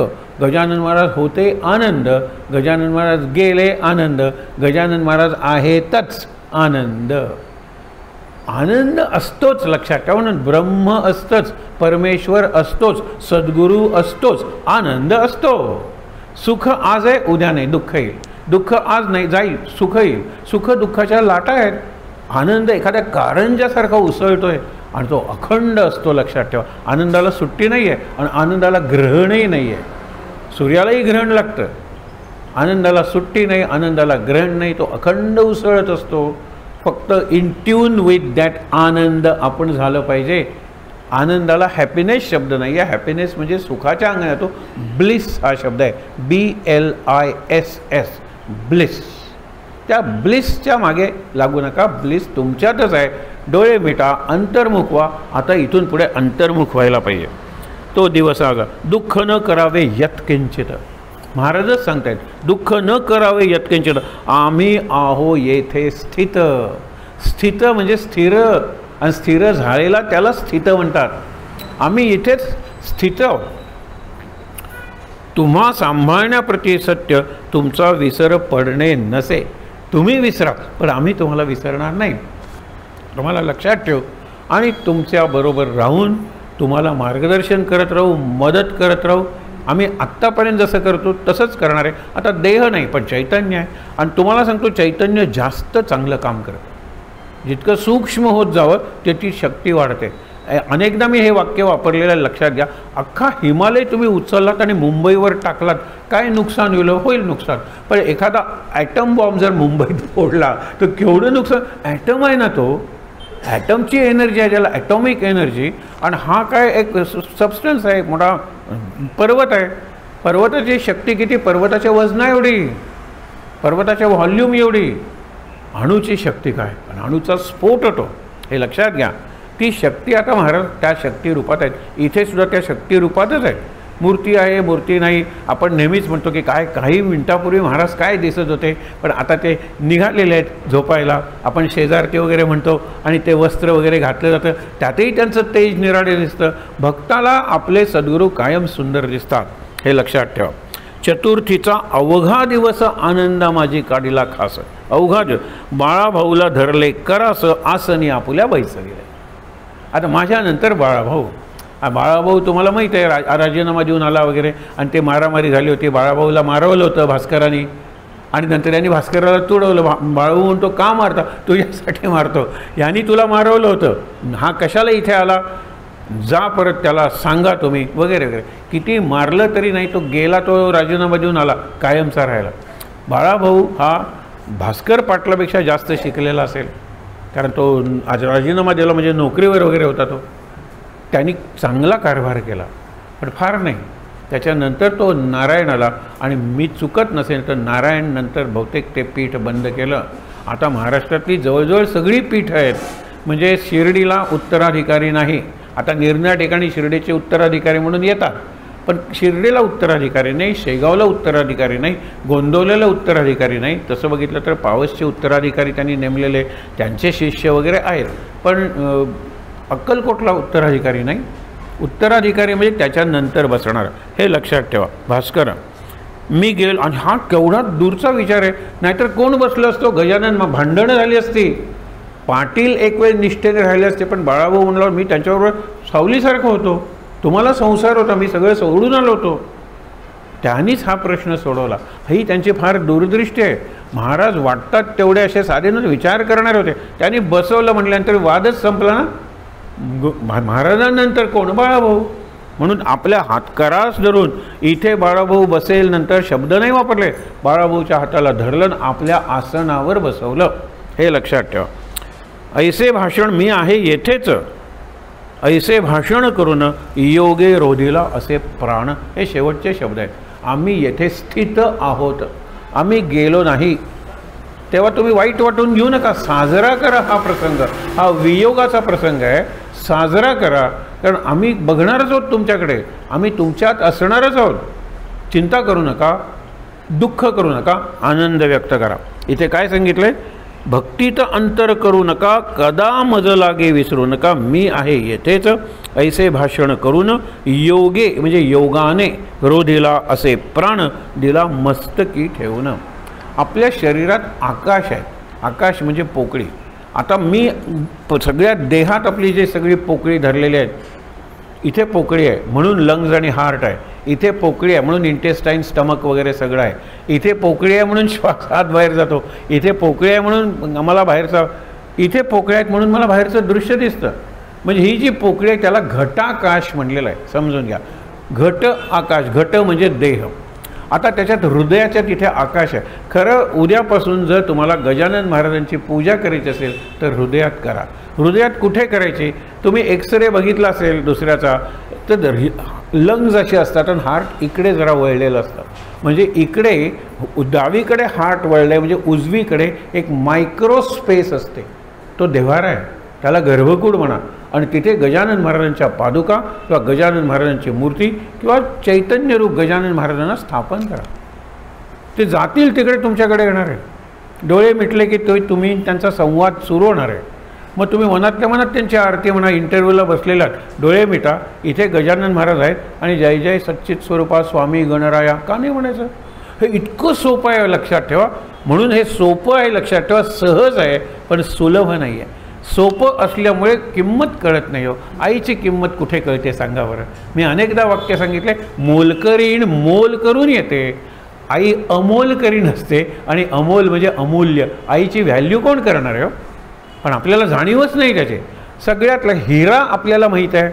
आता हिऱ्याच्यावर लोक प्लॅटिनम वगैरे आणायला लागलेले आहेत घरी. दिवाळीच्या निमित्ताने सोनं वगैरे आणतील. पण सोनं नाही म्हणून कोणी मेलं आहे असं नाही आहे. उलट सोनं आहे म्हणून दरोडा पडला आणि मेला आहे अशी घटना घडलेली आहे. हिऱ्याचा उपयोग मला विचाराल, उपयोग मी सांगतोय, हे डेकोरेशन वगैरे काल सांगितलं मढवणं त्याला काही किंमत नाही देहाच्या बाहेर. हिऱ्याचा एकमेव उपयोग आहे, तुम्ही बघा मुद्दामून रजपूत आता सिरियल असेल तर बघा, त्यांच्या अंगठ्या असतात त्या मोठ्या असतात आणि त्याच्यात हिरा असतो. जर मला कळलं की हा मुसलमान सरदार मला घेऊन जाणार आहे आणि माझे आबरू लुटणार आहे तर ती अंगठी उघडायची, हिरा काढायचा, गिळायचा, तो माझी आतडी इथली कापत जातो. आत्महत्या करण्यासाठी हिऱ्याचा उपयोग आहे असं माझं प्रामाणिक मत आहे. हिऱ्याला केवढी किंमत द्या तुम्ही. हवेशिवाय जगणार आहात का? 2 मिनटं नाही, फाशी देताना हा मार्ग बंद करतात. बस गळा ओढून मारा, किती वेळ लागतो, उशी मारतात. हे निर्णय दाखवतात ना कसं मारायचं. काकाला मामाला मारत नाहीत सहसा. हे सगळी 2 मिनटात मरतो माणूस. तुम्ही त्याचा श्वास 2 मिनिट, ही केवढी महत्त्वाची गोष्ट आहे. हवा ती दिसत नाही म्हणून माझ्या दृष्टीने असत नाही. महाराज दिसत नाहीत. मूर्ती आहे का? मूर्ती आहे की. आज तर काय केळ्यांची पूजा केलेली आहे, सगळे केळीच आहेत. मूर्ती आहे, केळी आणखीन मूर्त आहे.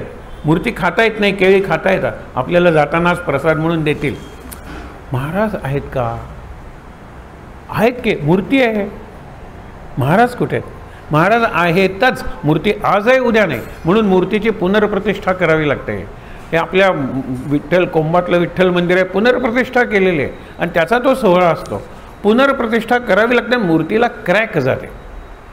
आणि आपण जे पंचामृताचा जो हे करतो ना त्याच्यात दही असतं. दही म्हणजे ॲसिड होते. नंतर आपण साखर घालतो, ॲसिड प्लस शुगर, बरोबर. त्याच्यात हनी. काय होणार? विठ्ठलाला भूक पडली, किती वर्ष करतात. मला सगळ्यात आवडलं आहे, म्हणजे मी तुम्हाला गमतीनं सांगतोय असं वाटेल तुम्हाला, शनीलाही भूक पडली हो. शिंगणापूरच्या अंबाबाईला सगळीकडचे अभिषेक बंद केले. फक्त पांडुरंगाला एकादशीला अभिषेक घाला. बाकी मूर्ती तुम्ही धातूची करा आणि पांडुरंगाला. आपल्याकडे सुद्धा अभिषेकाची मूर्ती निराळी असते ना.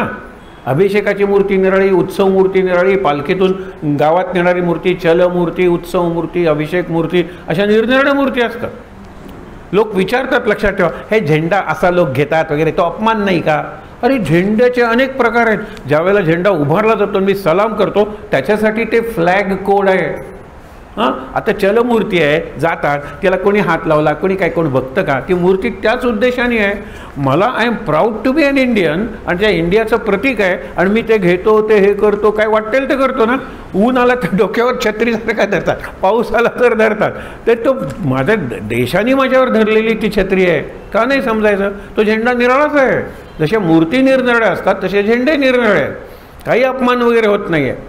आपल्याला मानच राखायचा नाही आहे म्हणून आपण दुसऱ्यांनी अपमान केला म्हणतो. आपण काय मोठा मान राखतो हे लक्षात ठेवा. म्हणून मला सांगायचं आहे काय, चतुर्थीचा अवघा जे मी गेलो ऐसे म्हणून ऐसे भाषण करून रोधिला असे प्राण, प्राण रोधिला शब्द केला जय गजानन. आता इथे लक्षात ठेवा, ऐसा भले कुणी केला जय गजानन? त्यांनीच केला ना. हे स्वतःचं नाव घेतलं का? नाही आहे. गणेश कवच म्हणून एक स्तोत्र आपण फक्त मोठं स्तोत्र आहे, फक्त प्रस्तावना लिहिली, शेवटी एक प्रश्न घेतला होता. सध्या आपण एक 4 उद्या शेवटचं आहे, उद्या अमावस्या आहे, त्याच्यानंतर हे लेख आपण रोज लिहितो ते संपेल. आता घेतले गणेश महापंचरत्न स्तोत्र. सुरुवातीला म्हणलेलं आहे की गणेश प्रश्न, हे लक्षात ठेवा, जय गजानन म्हणून त्यांनी प्राण सोडला. कोण गजानन? हा स्वतःचं नाव घेऊन त्यांनी प्राण सोडला नाही आहे. गणपती प्रश्न विचारतो. नारदांनी मला सांगितलं की प्रत्येक कार्याच्या आरंभी गणेशाचं पूजन होतं. प्रथम पूजेचा मान गणेशाचा. लग्नात सुद्धा पहिली गणेश पूजा करतात. आता इथे आज सत्यनारायण पहिली गणेश पूजा करतात. गणेश मूर्ती नसली तर सुपारीसुद्धा चालते. नारळावर सुद्धा गणेश पूजा करतात ना पूजा. हा जाऊन प्रश्न विचारतो आईला की तुमच्या लग्नात मी नव्हतो की नाही, मी तुम्हाला नंतर झालो की नाही, त्यावेळेला कुणाची पूजा केली होती? सोपा आहे ना प्रश्न. तुमच्या लग्नात कुणाची पूजा केली होती का? गणेश पूजन केलंच नाही, कारण मी नंतर झालेलो आहे. आई म्हणाली, पार्वती का असल्या प्रश्नांची उत्तरं तुझे वडील चांगले देतील, वडिलांच्याकडे जा. शंकराने काय स्वागत केलं असं आपण आपल्या मुलांचं करायला पाहिजे. अरे या प्रश्नाची मी वाट बघत होतो, तू कधीतरी हा प्रश्न मला विचारशील. मी तुला सांगतो, तुझ्या आधीच गणेश होता रे, त्याचं नाव आम्ही तुम्हाला ठेवलं. तो मोठा गणेश आहे, तो महान गणेश आहे, तो निर्गुण गणेश आहे. आम्हाला तू त्या गणेशासारखा वाटलास म्हणून he is Ganesh, you are called Ganesh, you are named Ganesh. तू नावापुरता गणेश आहेस. आता तू पराक्रम करून त्या गणेशासारखा हो. म्हणून ते 2 गजानन कवच, त्या गजानन कवचात पार्वतीला भीती वाटते की आपलं हे बाळ उगीच सगळ्या असुरांची खोडी काढतं, मारतं असुरांना. आत्ताच हे करतं तर पुढे काय, हे आपला प्रश्न आहे की नाही. तो पार्वती विचारते मरीची ऋषींना की माझं बाळ आत्ताच असं आहे तर पुढे काय, आणि पुढे एखादा मोठा राक्षस माझ्या बाळाला मारेल, तेव्हा हे ऋषीवर तुम्ही मंत्रून एक ताईत तयार करा, तर तो त्याच्या गळ्यात बांधा. ताईत काय, काळा दोरा काय, बांधा. गंडा दोरा ताईत, म्हणजे त्याचं रक्षण होईल. आता आपण गणेशाला विघ्नहर्ता म्हणतो, तो विघ्नातून आपलं रक्षण करतो. आता हा गणेशच निराळा आहे, हा पार्वतीचा मुलगा आहे. ती त्याच्याकडे अपत्य भावानीच बघते, वात्सल्य भावानीच बघते. ती आई आहे, आईचं हृदय आहे. आता हे मरीचे पुढे म्हणतात की रक्षण करण्यासाठी गणेशाशिवाय कोणती देवता आहे. म्हणून ते गणेशाची प्रार्थना करतात. ताईत दोन असं म्हणत ओम श्री गणेशाय नमः, गणगणपते नमः, सगळं स्तोत्र त्यांनी लिहिलं. म्हणजे गणेशाचं नाव घेऊन गणेशाचा ताईत मंत्र सिद्ध केला आणि तो गणेशाच्या या गणपतीच्या गळ्यात बांधला. असा तो प्रसंग आहे. हा जय गजानन तसाच आहे ना. लोक अनेकदा विचारतात भीमरूपी महारुद्राच्या आधी श्री गणेशाय नमः म्हणायचं नाही. म्हटलं बाबा आम्ही म्हणतो, तुम्ही म्हणू नका, सोपं आहे ना. अरे गणपतीच्या स्तोत्राच्या आधी श्री गणेशाय नमः असतं की नाही, तो गणेशच निराळा आहे. आपण अगदी प्रणम्य शिरसा देवम सुरुवातीला श्री गणेशाय नमः प्रणम्य शिरसा देवम म्हणतो ना, अथर्व शीर्ष श्री गणेशाय नमः.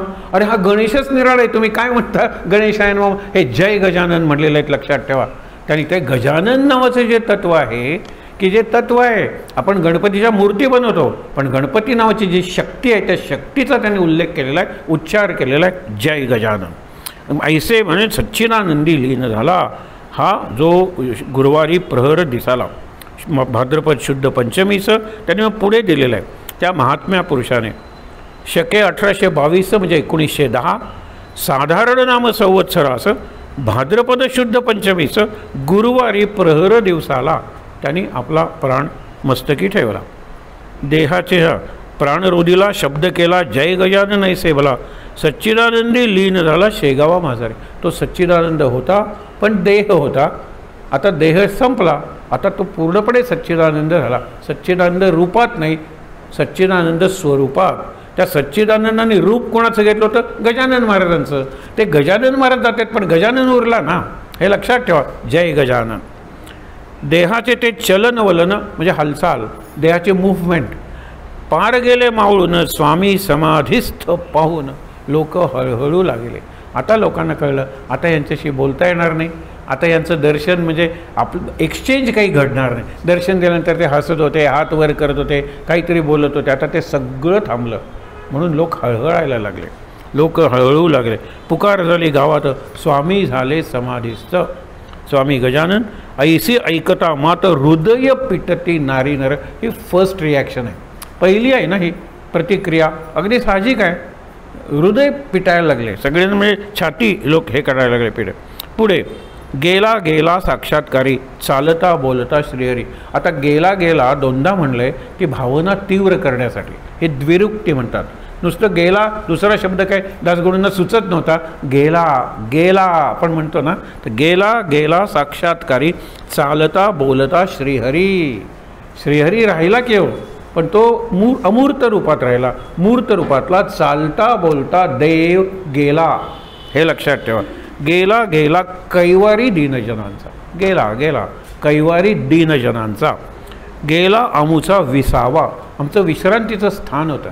आणि विश्रांती ही मनाची विश्रांती आहे, देहाची नाही, मनाची. त्यांना बघितल्यावर बरं वाटायचं, त्यांच्याशी बोलल्यावर बरं वाटायचं, त्यांनी आपल्याकडे पाहून हसल्यावर बरं वाटायचं, आणि सगळ्यात बरं वाटायचं त्यांनी आपल्याला स्पर्श केल्यावर. हे आता थांबलं. आणि म्हणून काय सांगितलं, गेला मुचा विसावा, गेला मुचा सौख्य ठेवा, विझला ज्ञानदिवा. हे ज्ञानदिवा होते हो, अंतरीचा ज्ञानदिवा मालवू नको रे. हा ज्ञानदिवा म्हणजे आपला सद्गुरू आहे आणि तो मालवू नको म्हणजे त्याला कायम जिवंत ठेव, कायम जागं ठेव. आणि त्याला जिवंत जागं ठेवण्याचा मार्ग म्हणजे नामस्मरण. हे लक्षात ठेवा. पुढे सांगितलेलं आहे आता श्री महाराजांची समाधीनंतरची अवस्था, हा शेवटचा भाग आहे. अहो लक्ष द्या, त्यांनी सांग, अहो गजानन स्वामी समर्थ आता आम्हास कोण त्राता, काय इतक्यात पुण्यवंता गेला आम्हा सोडून. का रे इतक्यात का गेला? किती दिवस राहिले असते तरी इतक्यात का गेला हा प्रश्न असणारच होता ना. इतक्यात का गेलात हे आज ठीक आहे. यानंतर अनेक भक्तमंडळी जमली, कारण गावोगावी पुकार झाली आणि जे दूर होते त्यांच्या स्वप्नात हे गेले. आणि त्यांनी काय गजानन महाराजांनी देह ठेवला तेव्हा तुम्ही जा शेगावला शेवटचं दर्शन घ्यायला. हे अंत्यदर्शन आपण म्हणतो, म्हणजे अंतिम दर्शन असतं, ते देहाचं असतं. पण ते चैतन्य त्या देहरूपानेच झालेलं असतं ना. आपणही साईबाबा आणि गजानन महाराज निराळे मानतो ना, देहाच्या पातळीवर, देहाच्या आकाराने. आणि म्हणून सांगितलं चला तुम्ही आज आहे पंचमीचा दिवस. लोकांनी ती मंडळी होती त्यांनी काय ठरवलं, आज आहे पंचमीचा दिवस, समाधी न द्या स्वामीचं, आज नको द्यायला. हाळोपाळीच्या लोकांचं, हाळोपाळीच्या म्हणजे असं म्हणतात त्या परिसरातल्या पंचक्रोशीतल्या लोकांना येऊ द्या दर्शना. आता पुढे ही मूर्ती लोपणार आहे, निश्चिती मूर्ती लोपणार आहे, आपल्या डोळ्या पुढून जाणार आहे, म्हणून ती लोपणार आहे, गुप्त होणार आहे. अस्तमानापर्यंत ती लोकांची वाट पहा. पंचमीच्या दिवशी त्यांनी देह ठेवला, पंचमीच्या दिवशी संध्याकाळपर्यंत वाट बघा आणि नंतर मिरवणूक निघालेली आहे. रात्रभर मिरवणूक चाललेली आहे, तोपर्यंत इकडे खोली तयार केलेली आहे. आणि खोलीत काय हे गंमत बघा, जरी 10 महिने आधी सांगितलं कुणी रामदास स्वामींनी की माघवद्य नवमी, ते सांगतात किंवा चैत्रवद्य नवमीला, चैत्रवद्य नवमीला सांगतात, माघवद्य नवमी जाणे आहे परंधामी, केला निश्चय अंतर्यामी असा असे. म्हणजे 10 महिने आहेत. सगळ्या भक्तांनी, आपल्याला वाटतं ना एप्रिल महिन्यात, तो आता 10वीत आलास ना, एप्रिल महिन्यात परीक्षा आहे, जूनपासून 10 महिने आहेत ना, कशाला करायचा. जुलैमध्ये ही टेस्ट आहे 20 मार्कांची, काय टर्मिनल होते, अजून 6 महिने आहेत तो म्हणतो मुलगा. प्रिलिम झाल्यानंतर थोडासा जागा होतो. तसं झालं भक्तांचं.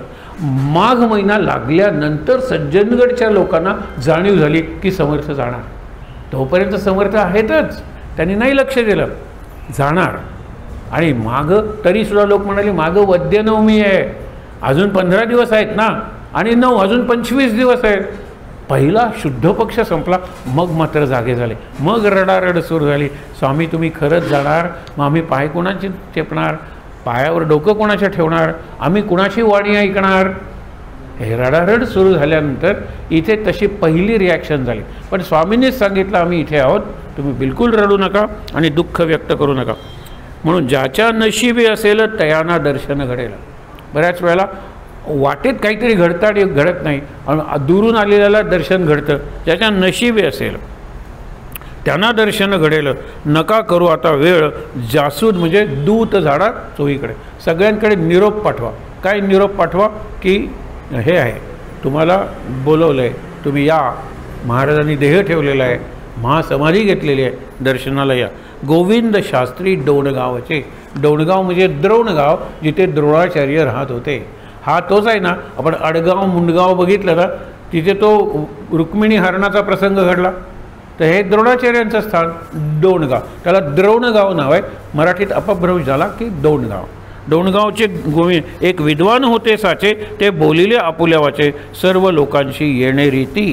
काय म्हणले ते बघा, महत्त्व आहे तर, की त्यांच्या आवडत्या भक्ताशी ते देतील दर्शन निश्चयसे. तुम्ही जा, निरोप पाठवा, पण त्यांच्या आवडत्या भक्तांना ते निश्चित दर्शन देणार आहे. मस्तकी तोपर्यंत प्राणाशी मस्तकी धारण करतील.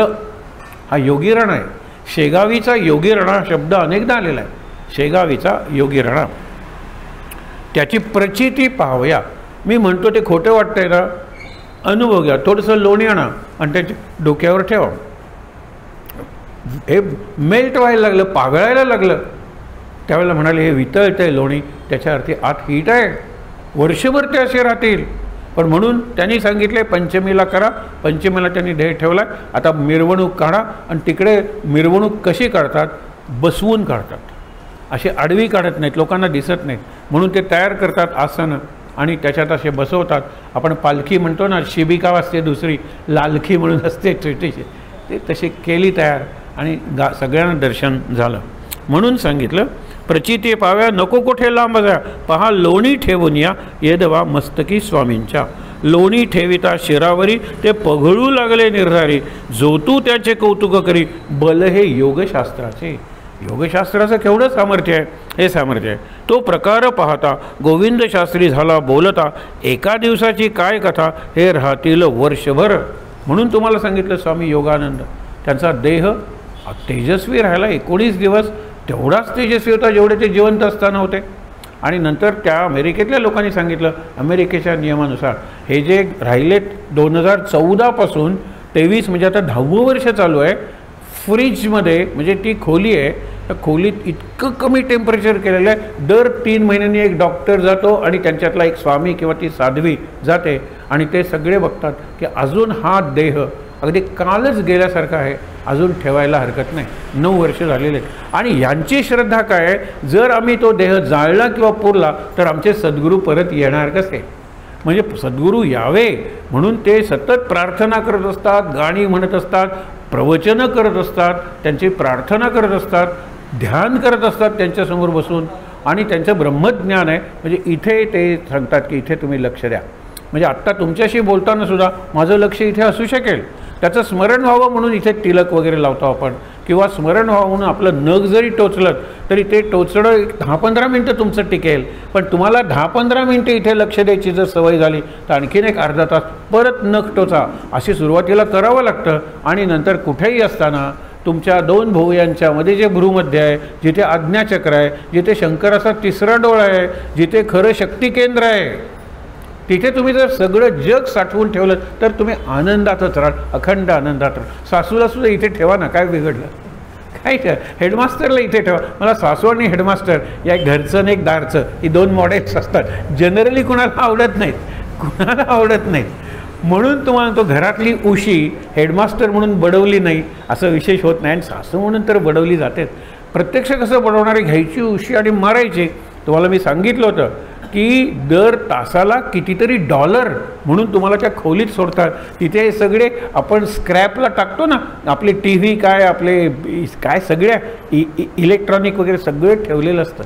आणि सांगतात लाकडाच्या काठीनं फोडायचं असेल तर तासाला $10 लागतील, पण लोखंडाच्याने फोडायचं असेल तर तासाला $15 लागतील, कारण जास्त फोडणार आहात तुम्ही.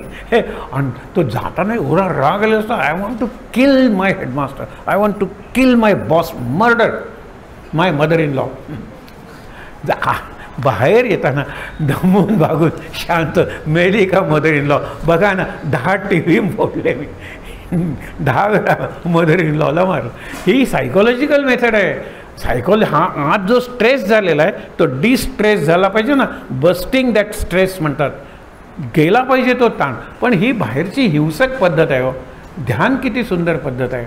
मी माझ्या सासूवर प्रेम करेन, मी माझ्या सुनेला मुलीसारखं मानेन, हे स्वतःला सांगत जा. नकळत ती तुमची मुलगी होईल, तिच्या बाजूने मुलगी होईल, तुम्हाला मानायची गरज नाही आहे. पण तुम्ही स्वतःला सांगा, मनात मनात सांगा, सुनेला इथे ठेवून सांगा, प्रत्यक्षात नाही इथे सून आहे, आता कुठेही गेली तरी इथे आहे माझ्या आहे, आणि मी तिला मुलीसारखी म्हणेन. मला अजून धाडच नाही आहे, माय इगो कम्स इन बिटवीन. पण तुम्ही नुसतं म्हणा. असे 2-3 महिने झाल्यानंतर तीच म्हणेल, सासूबाई मला मी बोलले तुम्हाला, त्याचा पश्चात्ताप होतो. अहो मी मुलगीच नाही का तुमची. बघा झाला बदल, दोघींच्यात बदल झाला. पण इथे काहीतरी ठेवूया ना आपण. मी इथे म्हणजे तुम्हाला सांगतो सोपं आहे म्हणून ना. आणि इथे त्यांनी तेच सांगितले, इथे लोणी ठेवता. तो प्रकार पाहता गोविंद शास्त्री झाला बोलता, निसंशय ऐशा स्थितीत ते 1 वर्षभर राहतील, परी हे करणे अनुचित. आवडते आलिया भक्त समाधी द्या स्वामीला. आवडते भक्त आले ना, हे स्वामींना समाधी द्या. ते अवघ्यास मानवले स्वामी पुढे आदरे भले, भजन त्यांनी मांडले 1000 टाळ, म्हणजे 1000 लोक जमले, क्षणात जमले, त्यांना काही नाही. दूरदूरच्या भक्ताप्रत स्वामी जाऊन स्वप्नात, त्यांनी स्वप्नात गेले, आपुल्या समाधीचे मात कळवी ते झाले विबुध. हो म्हणजे आपल्याला विबुध म्हणले, तुम्ही समंजस आहात, समजदार आहात. स्वामी गेले आणि त्यांना बोलवलं. आता तिसरा शेवटचा भाग स्वामींचा समाधी सोहळा. आता समाधी घेतली, पहिल्यांदा संकल्प पंढरपूरला सांगितला, आता समाधी सोहळा.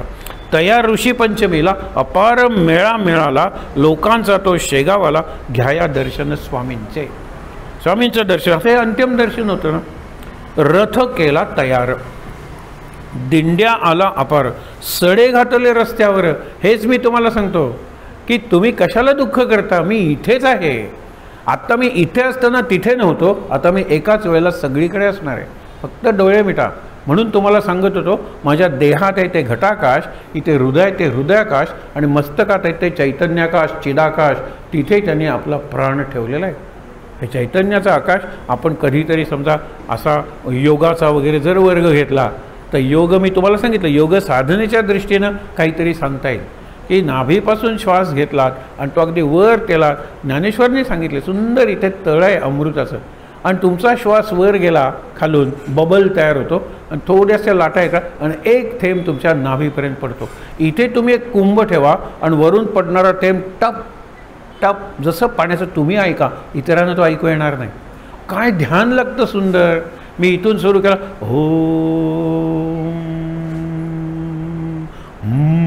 सुरू झाली की व्हायब्रेशन सुरू झाली. They are the ripples. तीच व्हायब्रेशन्स आहे. ती इथे गेल्यानंतर इथे अमृताचं तळं आहे, अमृताचं सरोवर आहे, अमृत लिक्विड आहे ते, त्याच्यावर अशा कंपन सुरू होतं. एक थेंब वरून माझ्या नाभीच्या कलशात पडतो. नाभी कलश हे लक्षात घ्या. एक 5 मिनटं जरी केलं पहाटे उठून, काय छान वाटतं संपूर्ण दिवसभर. आणि मी साधा माणूस नाही आहे, इथे अमृताचं तळ आहे आणि नाभी सांगते नाभी नाभी. मी भीतो काय हेडमास्टरला, भीतो काय सासूला? नाही भीत. मी मृत्यूला भीत नाही, मी कुठल्याही कॉम्पिटिशनला भीत नाही, कोणत्याही संकटाला भीत नाही. भिवू नको, भिवू नको, नाभी सांगते. आणि इकडे गुरु सांगतात भिवू नको, मी तुझ्या पाठीशी आहे. अरे पुढे नाभी आहे, नाभी म्हणजे विष्णू आहे, देव आहे, आणि मागे गुरु आहेत. मागे गुरु, पुढे देव. का घाबरायचं सांगा बरं? आपण करंटे आहोत, सगळं मिळालंय पण आपण त्याचा उपयोग करू शकत नाही. म्हणून रथ रंगवल्या नानापरी, रांगोळ्या काढल्या, काढू लागल्या चतुर नारी, दीपोत्सव झाला भारी, दिवाळी साजरी केली. रात्र होती, सगळीकडे दिवे लावले. त्या शेगाव ग्रामाला मूर्ती ठेवली. आता वेळेला व्हिडिओ फिल्मिंग नव्हतं नाही का? नाहीतर हल्ली जे लोक जातात त्यांचं सगळं ते फिल्मिंग वगैरे घेतात. लोक एका डोळ्यातून रडत असतात, दुसऱ्या डोळ्यातून हसत असतात, कारण हे महाराज उद्या दिसणार नाहीत. पण त्यांची मिरवणूक माझ्या घरावरून जाणारे शबरीसारखा भाव आहे, म्हणून मी सडा घालते, रांगोळ्या काढते, दिवे लावते. दिवाळी आहे ते. पुढे मिरवणूक निघा, मूर्ती ठेवली रथात, मिरवणुकी निघाली आनंदात. मिरवणूक निघाली आनंदात. लक्षात ठेवा. रात्रभरी शेगावात तो थाट न वर्णवे. तो जो थाट होता ते सौंदर्य होतं, ती भव्यता होती त्या मिरवणुकीची, न वर्णवे. वाद्यांचे नाना प्रकार, दिंड्या मिळाल्या अपार, होऊ लागला भजनगर विठ्ठल विठ्ठल विठ्ठल विठ्ठल. विठ्ठलाच्या नावाचा हे विठ्ठलमय झाले. विठ्ठलाची त्यांनी परवानगी घेतली, विठ्ठलासमोर संकल्प सोडला आणि म्हणाले आता वैकुंठाशी येतो. हे सगळं विठ्ठलमय वातावरण आहे. आणि म्हणून विठ्ठलाचा गजर झाला सुरू. तुळशी बुक्का गुलाल फुले, भक्त उधळू लागले, फुलांखाली झाकून गेले श्री गजानन महाराज. हार काय घालत असतील वगैरे झाकून गेले पूर्णपणे. आता केळ्यांना झाकून गेले, सगळी केळी घातलेली आहेत ना, फक्त डोकं दिसते आपल्याला, झाकून गेले. तसे हार घातले लोकांनी, फुलं उधळली त्यांच्यावर. गजानन महाराज झाकून गेले फुलांच्या. हे तुम्हाला सांगतो, प्रत्यक्ष प्रसंग आपल्या डोळ्यासमोर उभं राहतोय. याला म्हणतात पुनःप्रत्यय. आपण काही तिथे नव्हतो, पण डोळे मिटून हे जर वाचलं किंवा ऐकलं तर सुरेख. एक ती 10 वर्षाची मुलगी सगळं हे गजानन विजय पाठ म्हणते. आपल्या शेवटच्या महिन्यात म्हणजे 2 महिन्यानंतर ती इथे येणार आहे आणि आपल्याला गजानन विजय पाठ म्हणून दाखवेल. पडवळ म्हणून त्या बाई आहेत, त्याही सगळा गजानन विजय पाठ म्हणतात. चांगला एक्सरसाइज आहे तो, अवघड आहे ते, पण एक छोटीशी मुलगी आहे, ती निरनिळ्या ठिकाणी डेमॉन्स्ट्रेशन करते कौतुक म्हणून. आणि इथे त्यांना आणायचं हे मला सांगितलं आहे, मी माझं म्हणून सांगत नाही आहे. इथे आम्ही तिला आणणार आहोत असं सांगितलं आहे. ठीक आहे, ढगे तिचं आडनाव आहे. तर पुढे बर्फी पेढ्याचं नाही मिळते, लोकांनी बर्फी पेढे वाटले. लोक वाटेती खिरापती म्हणजे पंचखाद्य वाटायला लागले. कित्येकानी रथावरती रुपये पैसे उधळले. एकदम कसा ट्रान्सफर सीन झाला हो. एकदम त्यांना खरं शॉक बसायला पाहिजे होता. शेगावात स्मशान शांतता पसरायला पाहिजे होती. बरोबर उलटं झालं. हे आपण शिकायचं. शिकायचं, लेट इट बी. तुम्हाला खरंच सांगतो, असे घर आहे की ज्या घरात आई जाणार असं वाटत असताना वडील गेले, त्यावेळेला आईला तो धक्का सहन व्हावा म्हणून तिला जी कॉमेंट्री आवडते ती कॉमेंट्री अंत्यसंस्कार करून आल्यानंतर मुलांनी लावलेलं आहे Australia versus India world cup final. आणि लोक म्हणत असतील काय ते काल आत्ता अंत्यसंस्कार करून आले, वडील गेलेत पण मला आईला जगवायचं ना, तुम्ही काही म्हणा. आणि नंतर त्यांना समजून आलं की ते केलं होतं ते बरोबर होतं. रडत बसायचं, अरे तुम्ही रडाल, तुम्ही परत उभे राहाल, तरुण आहात, आई जाईल ना त्या धक्क्यानं. आईला जर वाचवायचं आहे ना तर तिचं मन डायव्हर्ट केलं पाहिजे आणि तिला काय आवडतं ते केलं पाहिजे. तिला त्या सासू सोनांच्या सिरियल्स दाखवा. आनंद हे काय सांगतायत, रडत काय बसता तुम्ही, रडून काय गजानन महाराज परत येणार आहे. उलट आनंदामुळे ते आतल्या आत स्थिर होणार आहे. ऐशी मिरवणूक रात्रभर शेगावी निघून अखेर उदयास येतात दिनकर. रात्रभर मिरवणूक चालली, परत आली मठात. आणि म्हणून याला आपण मठ म्हणतो, मंदिर म्हणत नाही. गजानन महाराजांचा मठ आणि यालाही गजानन महाराजांचा मठ म्हणतात. इथेही कुठेतरी मठ लिहिलेलं असेल. ऐशी समाधीच्या जागेवरी मूर्ती लावून ठेवली खरी, रुद्राभिषेक केलावरी अखेरचा देहाला. आता मूर्तीला रुद्राभिषेक रोज करता येईल की, या पुस्तकाला रुद्राभिषेक करता येईल, पण देहाला अखेरचा रुद्राभिषेक केला. शेवटी थोड्या उभ्या उरल्यात, पूजा केली, पंचोपचार पूजा केली, आरती उजळली अखेर, भक्तांनी केला नामगजर गजाननाचे नावाचा. जय गजानन अवलिया गजानना, जय जय अवलिया गजानना, हे नरदेहनारी नारायणा, अविनाश रूप आनंदगणा, परात परात जगतपते, ऐशा भजना परी. म्हणजे जय जय अवलिया गजानना लोक म्हणून हे भजन असतं ते. ऐशा भजना भीतरी मूर्ती ठेवली आसनावरी, उत्तराभिमुख साजरी. हे उत्तर दिशा आपण चांगली मानलेली आहे, कारण शंकर असतो शिवलिंग आणि खालची शाळुंका असते ती उत्तर दिशेला असते, कारण उत्तरेकडेच ते सगळं यज्ञ संस्कृती होती. आपण ज्याला नॉर्थ पोल म्हणतो ना, तिथे सगळे आर्य होते. तिथे प्रचंड बर्फ पडायला लागलं, जीवन अशक्य झालं. ते रोज यज्ञ करत होते, यज्ञ करणं अशक्य झालं आणि ते किती हजारो मैलाचा प्रवास करून शेवटी सेटल झाले सिंधूच्या किनारी असं म्हणतात. मग त्यांनी येताना वाटेत काय तर प्रतीक तयार केलं, ते शिवलिंग यज्ञाचं प्रतीक आहे. आणि यज्ञाच्या जशा ज्वाला तशी ज्योतिर्लिंग का म्हणलं असतं त्यांना सांगा बरं. ती असतात मातीची, ती असतात धातूची, दगडाची, पण त्याला ज्योतिर्लिंग का म्हणतात. त्या ज्वालांचं प्रतीक आहे, ते यज्ञाचं प्रतीक आहे. आणि यज्ञाला आपण प्रदक्षिणा पूर्ण घालत नाही, म्हणून शिवलिंगाला प्रदक्षिणा पूर्ण घालायची नाही, अशी आणि अशी. शेवटी अखेरचे दर्शन अवघ्याने घेतले जाणं. जय स्वामी गजानन, जय स्वामी गजानन, जय स्वामी गजानन, ऐसे मुखे बोलोनी. मीठ अर्गजा अबीर, अर्गजा म्हणजे सुगंधी द्रव्य आहे, अबीर म्हणजे बुक्का आहे. विठ्ठलाचं सगळं वातावरण निर्माण. मीठ आहे, कापूर आहे, दे आर प्रिझर्वेटिव्स.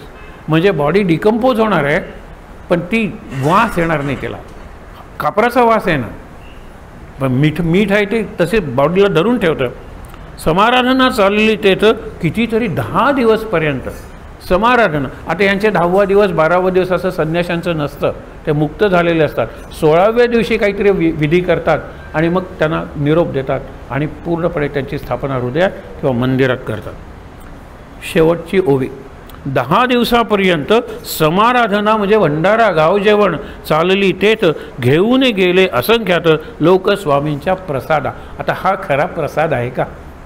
रोज करता येईल किंवा प्रसाद या देवळात, काय अवघड आहे. आता आज आपल्याला प्रसाद मिळणार आहे बरोबर, जाताना केळी हा प्रसाद मिळणार आहे. 10 दिवसपर्यंत गावात जेवण, लोक हजारो लोक प्रसाद घेऊन गेले. ही वस्तू आहे हो, वस्तू आहे. प्रसाद ही वस्तू नाही आहे. मी साध घातली गजानना, त्यांनी प्रतिसाद दिला. काय रे भक्ता, या साध प्रतिसादातून प्रसाद तयार होतो. प्रसाद म्हणजे भगवंताची कृपा, गजानन महाराजांची कृपा म्हणजे प्रसाद आहे. प्रसाद म्हणजे वस्तू नाही आहे, ती सोपी आहे की. खरोखरी संतांचा अधिकार तो थोरसाचा, सार्वभौम राजाचा पाड नाही त्यांच्या पुढे. सार्वभौम राजे त्यांच्यापेक्षा संतांचा अधिकार मोठा असतो, कारण सार्वभौम म्हटलं तरी त्या राज्याच्या कक्षेतच त्यांचा अधिकार असतो. यांचा अधिकार जगात आहे किंवा. आता जगभर पारायणे चालू आहेत, जगभर गणगणगणात पोते चालू आहे. जगभर आता निरनिराळ्या ठिकाणी जिथे तो गजानन महाराजांचा किंवा गोंदवलेकर महाराजांचा अनुग्रहित भक्त गेला की त्याचं केंद्रच सुरू होतं ना, त्याचं घरच असतं. मग इतर जण येऊन मिळतात आणि मग तिथे महाराजांचं केंद्र सुरू होतं, तिथे उपासना सुरू होते. जगातल्या सर्व देशात आपले जे अलीकडच्या काळातले संत आहेत ना, त्यांच्या उपासना सुरू आहेत. असा एकही देश नाही जिथे भारतीय गेलेले नाहीत, आणि असा जवळजवळ एकही देश नसेल जिथे महाराष्ट्रातले मराठी बोलणारे लोक गेलेले नाहीत.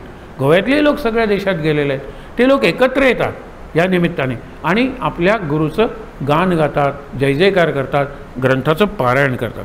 खरोखरी संतांचा अधिकार तो थार असोत, सार्वभौम राजाचा पाड नाही त्यांच्या पुढे. म्हणून 3 शब्द वापरले. शेवटची ओळी आहे की एक आहे लोकल, दुसरा एक ग्लोबल म्हणजे इंटरनॅशनल, आणि तिसरा युनिव्हर्सल. आता युनिव्हर्सल अनंत कोटी ब्रह्मांड नायक म्हणतो, त्याचा अर्थ काय हो? अनंत कोटी ब्रह्मांड आहेत. रात्री झोपताना डोळे मिटून 1 मिनिट बघा बरं, ही आपली सोलर सिस्टीम आहे. आता आपल्याला निदान चांद्रयान म्हणजे असं जायची सवय लागलेली आहे की नाही. आपला आदित्य अजून जातो आहे, तो 15 लाख जाणार आहे, 1.5 मिलियन, 15 लाख किलोमीटर जाणार आहे आणि मग फिरत राहणार आहे. ती आपली लॅबोरेटरी आहे, ती स्पेस लॅबोरेटरी आहे. काही वर्ष ती चालेल आणि सगळी माहिती मिळवेल. सूर्याची अशी चित्र घेईल, लक्षात ठेव. हे माहीत आहे ना आपल्याला, एक ब्रह्मांड संपलं, दुसरं ब्रह्मांड. मी तुम्हाला अनेकदा सांगितलेलं, पणजीला जर गेलात बरोबर नात नातू विद्यार्थी मित्र असेल किंवा तुम्ही स्वतः सायन्स सेंटरमध्ये जा. तिथे सगळ्या विश्वाचं तुम्हाला दृश्य दाखवतात. तिथे एक शो असतो कायम. तुम्हाला वाटेल की आपण सगळं भ्रमण करतोय विश्वातून. जा ना, हे मिरामारच्या समोर आहे. मिरामारला जातो, मिरामारला तासभर बसणार आहात, अर्धा तास बसा ना, अर्धा तास सायन्स सेंटरला बसा. जा मुद्दामून. सगळं विश्व केवढं आहे, त्यामानाने पृथ्वी केवढी आहे, आणि त्यामानाने गोवा केवढा आहे, त्यामानाने मडगाव केवढा आहे, त्यामानाने घोगळची कॉलनी केवढी आहे, त्यामानाने माझं घर केवढं आहे, त्यामानाने माझा देह किती आहे. अहो, तुम्ही क्षुद्रच समजाल स्वतःला आणि त्याला भव्य समजाल. दुसऱ्याला भव्य समजल्याशिवाय मी स्वतःला लहान समजणार नाही. दुसऱ्याला गुरु समजल्याशिवाय मी खरा शिष्य बनू शकणार नाही. याचा हा प्रयोग. म्हणून शेवटी स्वस्ती श्री दासगुण विरचित श्री गजानन विजय नामे ग्रंथ भाविका दावो सत्पथ सन्मार्ग दाखवण्यासाठी हा ग्रंथ सांगितला. आता पुढचे 2 अध्याय आहेत, ते मृत्यूनंतरचा प्रसंग आहे. 20व्या अध्यायाची पहिली ओळी काय आहे? श्री गणेशाय नमः. जय जयाजी रुक्मिणीवरा. आता पांडुरंगाचंच ध्यान केलेलं आहे. हे चंद्रभागा तटविहारा, देवा वरद पाणी धरा दासगणूच्या मस्तकी. दासगणू पंढरपूरलाच राहत होते आणि पंढरपूरलाच त्यांनी शेवटचा श्वास घेतला. खूप वर्ष जगले आणि त्याचे भक्ती रसामृत, भक्त लीलामृत, भक्त 3 ग्रंथ मोठे आहेत. खूप लिहिलं त्यांनी. जवळजवळ तुम्हाला तो 95-96 लक्ष त्यांनी रचना केलेले ओवी श्लोक वगैरे सगळ्यांची. म्हणजे व्यासाने 1 लाख महाभारत म्हटलं ना, तिथपर्यंत हा गडी पोचला आहे. हे लक्षात घ्या. ब्रिटिशांना हे पटत नाही. म्हणाले माणसाची बुद्धी एवढी कशी चालेल. हे दासगणू महाराजांनी दाखवलं.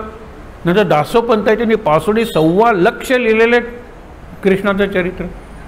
म्हणून तुम्हाला सांगतो की अलीकडच्या काळात सुद्धा असे बुद्धिमान लोक आहेत, पण बुद्धिमान, शक्तिमान आणि भक्तिमान तिन्ही पाहिजेत. बुद्धिमान एका बाजूने आहेत, शक्तिमान दुसऱ्या बाजूने आहेत, भक्तिमान फार थोडे आहेत.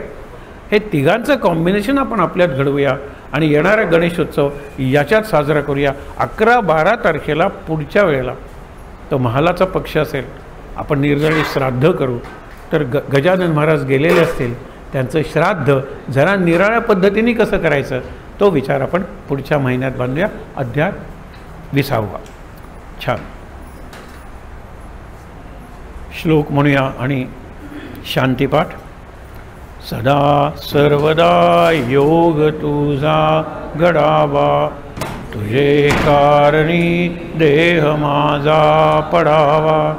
उपेक्षू नको गुणवंता अनंता, रघुनायका मागणे हेची आता.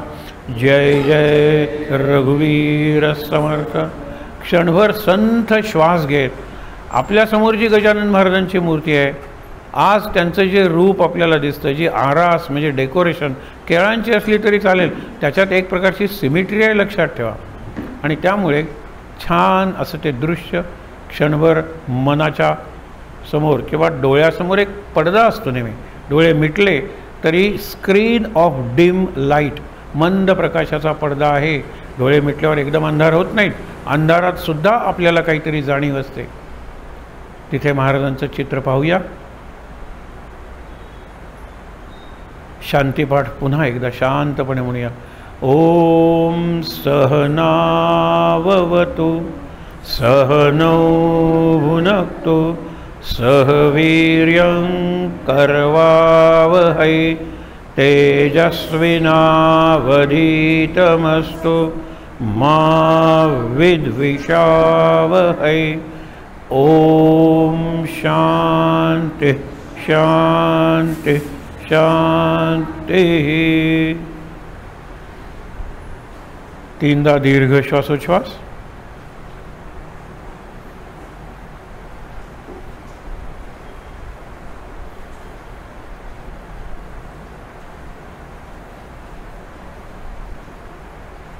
हातावर हात चोळूया. ते हात चेहऱ्यावर डोळ्यांवर चोळूया.